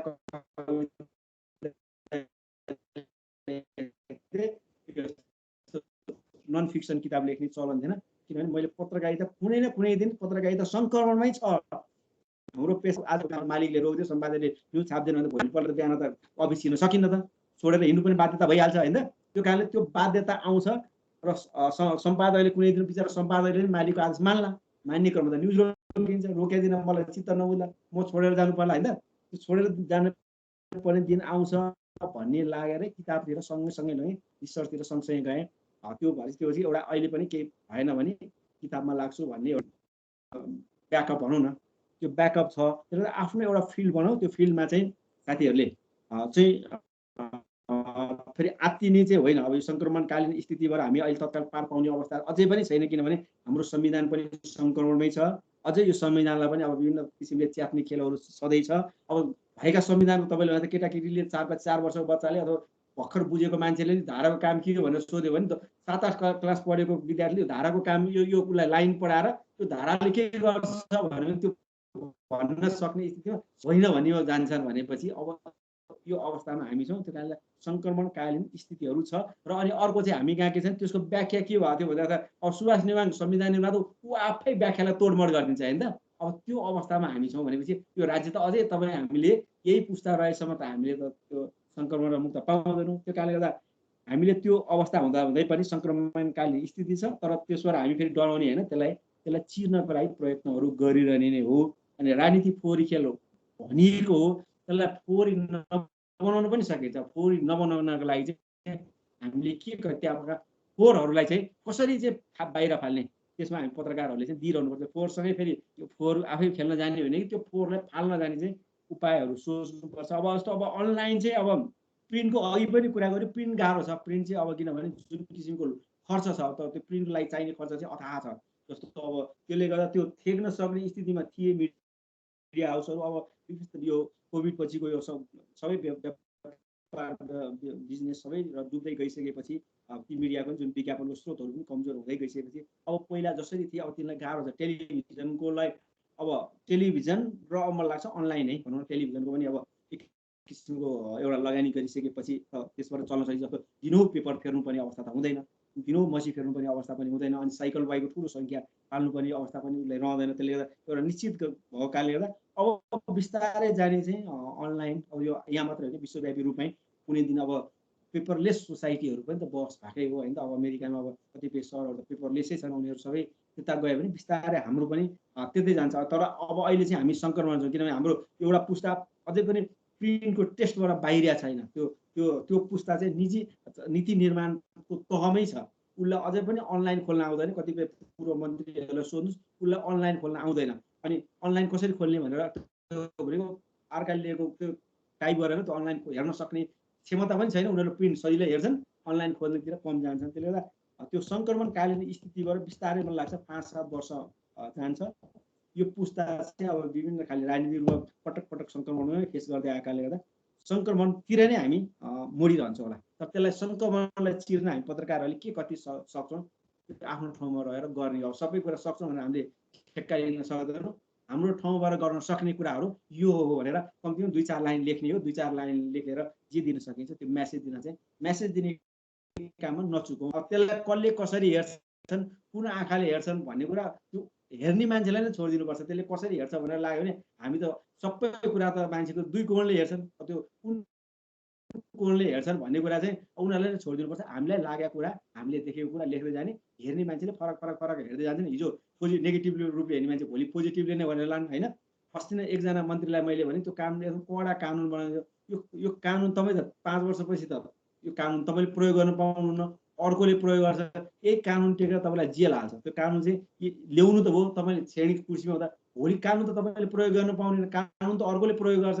अर्कोले प्रयोग गर्ने त्यही दफा प्रयोग तपाईँलाई सिद्ध्याउँछ। त्यसले गर्दा कानुन बनाउँदा तपाईँले हेर्दैन, भोलि तपाईँ सत्ताबाट बाहिर गएपछि त्यो कानुन मलाई कसरी प्रयोग हुन्छ भनेर त्यो हेर्नुहोस्। अनि कानुन राम्रो बन्छ। तपाईँले आज हेर्नुभन्दा कर्मचारीहरूले एकदम मिठो तरिकाले भन्छन् अनि त्यहाँ तपाईँलाई हो जस्तो लाग्छ। कर्मचारी त ती रहन्छन्, तपाईँ त बाहिरिनुहुन्छ, कर्मचारी त बाहिरिनेवाला छैन। भोलि त उसले त त्यही कानुन टेकिनै रहन्छ कर्मचारीले, अनि त्यही कर्मचारीले तपाईँमाथि शासन गर्छ। त्यो कारणले गर्दा कर्मचारीले कानुन मार्फत कसरी शासन गर्छ भन्ने कुरा मन्त्रीले आजसम्म बुझेकै छैनन्। यही कानुन टेकेर चाहिँ भोलि अब हिजो के अरे शाही शासनको बेला त देख्नु होला नि, त्यही कानुन टेकेरै त नेताहरूलाई सिद्ध्याएको थिए। त्यही कारणले गर्दा नेताहरूलाई तपाईँहरू पनि सिद्धिन सक्नुहुन्छ होला। हामीले जे छ र त्यो चाहिँ कुराहरूलाई एक्सपोज गर्दै अथवा हामीलाई आफूलाई लागेको कुरा चाहिँ लेख्नलाई नछोड्नु। त्यसलाई कुन कोणले कसरी हेर्छन् भन्ने कुरा चाहिँ म चाहिँ कहिले पनि जिन्दगीमा चासो राख्दिनँ। उनीहरू सबै मान्छे आफ्नो आफ्नो कोणले तर अब त्यसलाई तथ्यपरक ढङ्गले हेऱ्यो तथ्य, अनि आफ्नो जे भन्छ हामीले लेखेको कुरा त भगवान्को बाणी त होइन नि होइन। त्यसलाई त मान्छेले जज त गरिहाल्छ नि, कति फ्याक्ट हो, कति त्यो शब्दले चाहिँ मिठास बनाएको छ, अथवा शब्दले केही भन्न खोजेको छ, अथवा शब्दले कहिलेकाहीँ शासकलाई तर्साउनु पनि पर्छ। तपाईँको शब्द किन कठोर राख्ने हो त, ती शासकहरू ती शब्द राखेर तर्सिन्छ कि भनेर पनि त राख्नुपर्ने अवस्था हुन्छ नि। त्यसले गर्दा कतिपय बेलामा शब्दहरू कडा किन आउँछन् भने त्यो शासकलाई चाहिँ त्यो शब्दबाट तर्सिन्छ कि भनेर त्यो कारणले पनि प्रयोग भएको हुन सक्छ नि। जस्तो ज्ञानेन्द्रलाई निरुङको शासकमा भन्दै आत्यो त होइन त, आत्या त हो त, त्यो नआत्या हो त 14 महिनामा शासन छोड्दैन थियो होला नि। जनताले मानिदिइराख्या भए तपाईँ चाहिँ महाराजै होस् भनेर भनिराख्या भए त उसले त शासन गर्थ्यो। निरङ्कुश शासक हो भनेर स्थापित गर्दा चाहिँ के हो 14 महिनामा बाहिर होइन। त्यसले गर्दा कतिपय कुरा बेलामा पत्रकारहरूका शब्दले पनि शासकहरू त्रसित हुन्छन्। त्यो पनि वातावरण गर्नुपर्छ। यदि फेरि जथाभावी राम्रालाई सिद्ध्याउँ भन्नुपर्छ भन्ने होइन, नराम्रालाई मात्रै हो, राम्रालाई त फेरि हामीले प्रमोट पनि गर्नुपर्छ। तिनै फेरि तिनलाई पनि हामीले सिद्ध्यायो भने को शासित हुने होइन। ल अन्तिम प्रश्न लोकेश होइन सरदारजी, लोकेशजीको अन्तिम प्रश्न बिट मारौँ। लोकेशजी त हजुर हजुर सर नमस्ते, म बैतडीबाट होइन अघिदेखि हात उठाइरहेको थिएँ, अहिले टाढा टाढा भएर धेरै लास्टतिर पालो पाएँ होइन। मैले सोध्न खोजेँ अघि अहिले सानो प्रसङ्ग पनि आयो होइन, यो जस्तो हामी बढी छाडा भएर अराजकता धेरै आयो होइन, सूचनाको दुरुपयोग पनि भयो, अलि स्वतन्त्रता धेरै भयो कि भन्ने टाइपको पनि कुरा छ होइन। अनि एउटा मिडिया भित्रबाट एउटा मिडिया बाहिरबाट, जस्तो हामीले अधिकार धेरै पायौँ कर्तव्यको ख्याल गरेनौँ भन्ने टाइपको पनि कुरा हुन्छ होइन। यो सवालमा चाहिँ मैले हजुरलाई जिज्ञासा राख्न खोजेको कुरा के हो भनेपछि, जस्तो सरकारले आजभन्दा 2 वर्ष अगाडि करिब हो जस्तो लाग्छ मलाई होइन। मिडिया काउन्सिल विधेयक पनि ल्याएको थियो, अलिकति नियन्त्रण गर्नुपर्छ, यसलाई चाहिँ अलि सिस्टममा ल्याउनुपर्छ भन्ने किसिमले होइन। त्यसको त्यतिखेर विरोध भयो, हामीले नै विरोध गऱ्यौँ होइन। कति बुझेर गऱ्यौँ अथवा त्यो ठिक थियो थिएन भन्ने कुरो अहिले हजुरले बताउनुहुन्छ होला। त्यसपछि प्रेस काउन्सिलले पनि एउटा परीक्षा लिने, अब मिडियामा प्रवेश गर्नेहरूको लागि 300 पूर्णाङ्कको परीक्षा गर्ने, त्यसपछि मात्रै भन्ने लाइसेन्सको कुरा पनि आएको थियो होइन। अनि सूचना प्रविधि विधेयकले यो सामाजिक सञ्जाललाई कन्ट्रोल गर्ने, यसलाई नियमन गर्ने, नेपालमै दर्ता गर्ने भन्ने कुरा आएको थियो, त्यसको पनि ठुलो विरोध भयो होइन। यी चिजहरू चाहिँ गलत थिए अथवा अहिले आएर हामीलाई अलि त्यो ठिकै थियो कि जस्तो लाग्छ कि के लाग्छ? यसमा हजुरको भ्यू मैले थाहा पाउन खोजेको थिएँ होइन। हस्, थ्याङ्क यू, यति नै हो। यसमा चाहिँ तपाईँको क्वेसन चाहिँ के, यसको चाहिँ जवाफ के हो भने हामी के भयो भने एउटा नियन्त्रित व्यवस्थाबाट बाँच्दै आएको होइन। हामी अलिकति खुला आवाज सुन्न नसक्ने होइन, पञ्चायत कालभरि नियन्त्रित व्यवस्थाबाट आएको कारणले गर्दा हामीलाई अलिकति खुलापन चाहिँ मन पर्दैन भनौँ न, त्यसलाई छाडा लाग्छ। तर हामी त्यसलाई उसको विचार भनेर हेऱ्यौँ भने फरक हुन्छ। त्यसलाई तपाईँले मैले लेखेको कुरालाई तपाईँले छाडा ठान्नु भने छाडा हो, एउटा विचार आयो भने ठान्नु विचार हो होइन। त्यसले गर्दा हामी विचारसँगै डराउँछौँ भन्ने लाग्छ हाम्रो जमात, किनभने हाम्रो नियन्त्रित सोच हामी आफै हो। फेरि हामी आफै नियन्त्रण खोज्छौँ भने हामीले त्यसलाई तपाईँको विचारलाई मैले सम्मान गरेँ, तपाईँको विचार मेरो विचार फरक हुन सक्छ नि त। अनि मान्छेमा फरक फरक विचार हुन्छ, फरक फरक दृष्टिकोण हुन्छ भनेर सोच्यो भने फरक फरक हुन्छ। तर अब होइन नियन्त्रणमै जानुपर्छ, मलाई चाहिँ एकदम चर्को आवाज सुन्नु सक्दैन भन्यो भने फेरि नियन्त्रणतिर गइहाल्छ। अनि त्यसको आवाज त बन्द भयो। अनि हामीले आवाज बन्द गर्नुहुन्न, त्यसको एनालिसिस गर्नुपर्छ भन्ने हो। एनालिसिस किन आएको? राज्यलाई त्यो आवाज आउनु त राज्यको लागि त ठुलो, उसले त फिडब्याक हो नि त, उसले फिडब्याक बुझेर काम गर्ने। उसले त निर्धक्कर साथ चाहिँ मिडियाले यति धेरै फिडब्याक दिएको छ कि त्यो फिडब्याक उसले रिसर्च गर्नुपर्थ्यो, राज्यको पैसा लगाएर रिसर्च गर्नुपर्थ्यो। मिडियामा दिनुमा आएको छ भने त्यसलाई त एनालिसिस गरेर कसरी सुधार गर्ने भन्यो भने त्यो सुधारको पाटोको लागि एउटा आधारभूत तत्त्व हो। त्यो कारणले गर्दा हामीले यदि मिडिया म्यान हो र मिडियामा छौँ भने कहिले पनि खुलापनको विरोध गर्नु न। त्यो चाहिँ एउटा त्यो तपाईँले एउटा मान्छेले फेसबुकमा लेख्यो भने त्यो तपाईँको लागि त सूचना हो नि। त्यो गाउँको मान्छेको विचार यस्तो रहेछ, त्यो सरकारप्रति यस्तो रहेछ, पार्टीप्रति यस्तो रहेछ भने तपाईँले बुझ्नको लागि के हो, तपाईँले एउटा आधार भयो। त्यो कारणले गर्दा त्यसलाई हामीले विचारको रूपमा सम्मान गर्छ। अब व्यक्तिगत गाली गलौजमा गएर तथा नाम लेख्छ भने त्यो चाहिँ गाली बेइज्जतीतिर जान्छ, त्यो फरक कुरा हो। विचारलाई हामीले छाडापन भन्नुहुन्न। छाडापन चाहिँ के भने जथाभावी व्यक्तिले तपाईँलाई जथाभावी लेख्छ, जे पाइ लेख्छ भने त्यो छाडापन भयो। तर विचार मात्रै दिन्छ भने त्यसलाई हामीले विचारको रूपमा ग्रहण गर्नुपर्छ भन्यो।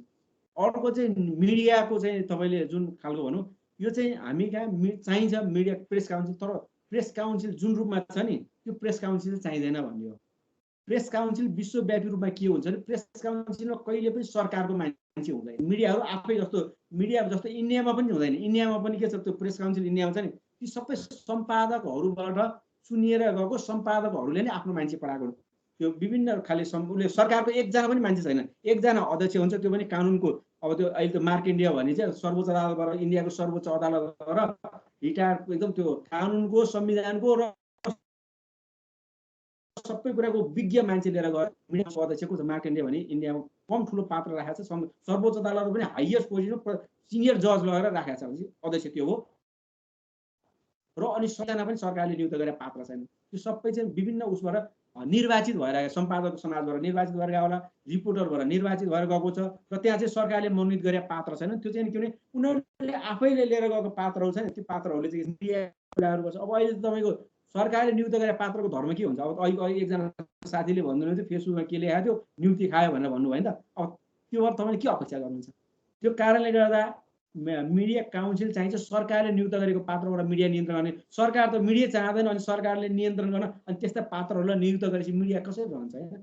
त्यो कारणले गर्दा मिडिया काउन्सिल त्यसमा चाहिँ सरकारको नियन्त्रणभन्दा बाहिर रहेर विविध तरिकाले पत्रकार महासङ्घको प्रतिनिधि होलान्, अरू राजनीतिक दल भातृ सङ्गठन बाहेकका अरू सेक्टरका श्रमजीवी पत्रकारहरू होलान्, निर्वाचित गरेर लिएर गयो भयो भने अनि त्यसले बनाउने कानुन र अनि सरकारले एउटा सहसचिव मार्फत रहेको एउटा पदाधिकारीले चाहिँ नियन्त्रण कसरी गर्छ? त्यो चाहिँ घुमाउरो पारियाले मिडिया नियन्त्रण गर्न खोजेको काउन्सिलको त्यो पद्धति ठिक छैन। अनि अर्को चाहिँ तपाईँको धेरै जसो के छ भने अब आफै खुला मिडिया एउटा होला, तर अधिकांशले चाहिँ आफ्नो मिडियालाई राम्रो बनाउनलाई राम्रै पत्रकारहरू खोज्छ होला जस्तो लाग्छ मलाई होइन।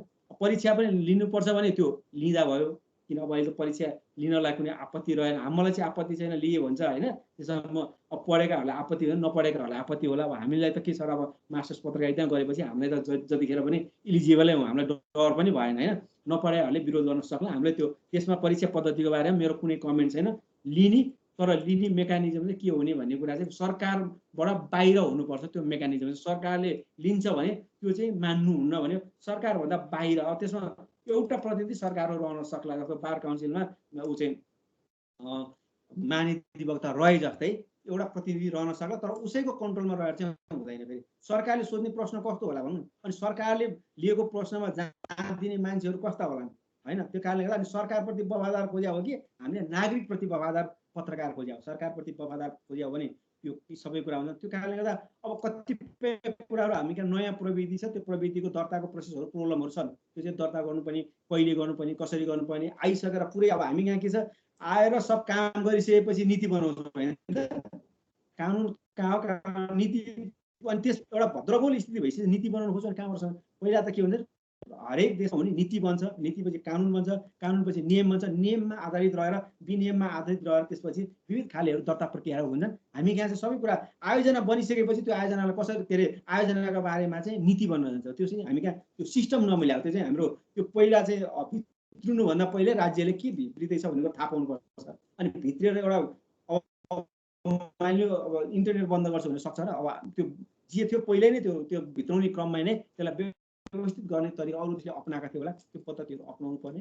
हामी कहाँ पद्धतिहरू नअपनाउँदाको परिणाम हो। त्यो कारणले गर्दा हामी पत्रकारहरूले विचारलाई छाडापनमा लियौँ भने हामी पत्रकार होइनौँ भन्छ। हामी विचारलाई विचारकै रूपमा लिनुपर्छ। त्यो फरक विचार हुन्छ। फेरि तपाईँको अहिले हाम्रो अनन्तजीको फरक विचार आए जस्तै अरूको त फरक विचार आउँछ। त्यो त सबै विचार आउँदा नै विचारको मन्थनबाट नै एउटा राम्रो परिणाम आउँछ भन्यो। छाडापन र उसको बिचमा चाहिँ फरक हुन्छ। त्यो चाहिँ हामीले बुझ्नुपर्छ भन्यो। हस् साथीहरू, हस् अब आजको सेसन चाहिँ यहीँ बिट मारौँ। भविष्यमा फेरि कुराकानी गराउन दाइसित। सहभागी सम्पूर्ण साथीहरूलाई पनि धन्यवाद र दाइको समय रिपोर्टिङका विषयहरूतिर बढी केन्द्रित होला भने विषय अलिक धेरै फरकतिर गयो है साथीहरूको। अब बढी राजनीति नै भयो जस्तो लाग्यो। यो हात्ती सङ्गठनहरू सकिनु पर्यो कि दाइ अनि देशमा हामी विषयका इस्युहरूतिर पनि कि भन्ने लाग्यो। हजुर हुन्छ, हामी पछि फेरि गफ गरौँला। ल आजको लागि सबैजना धन्यवाद। हस्, थ्याङ्क यू सर। हस्।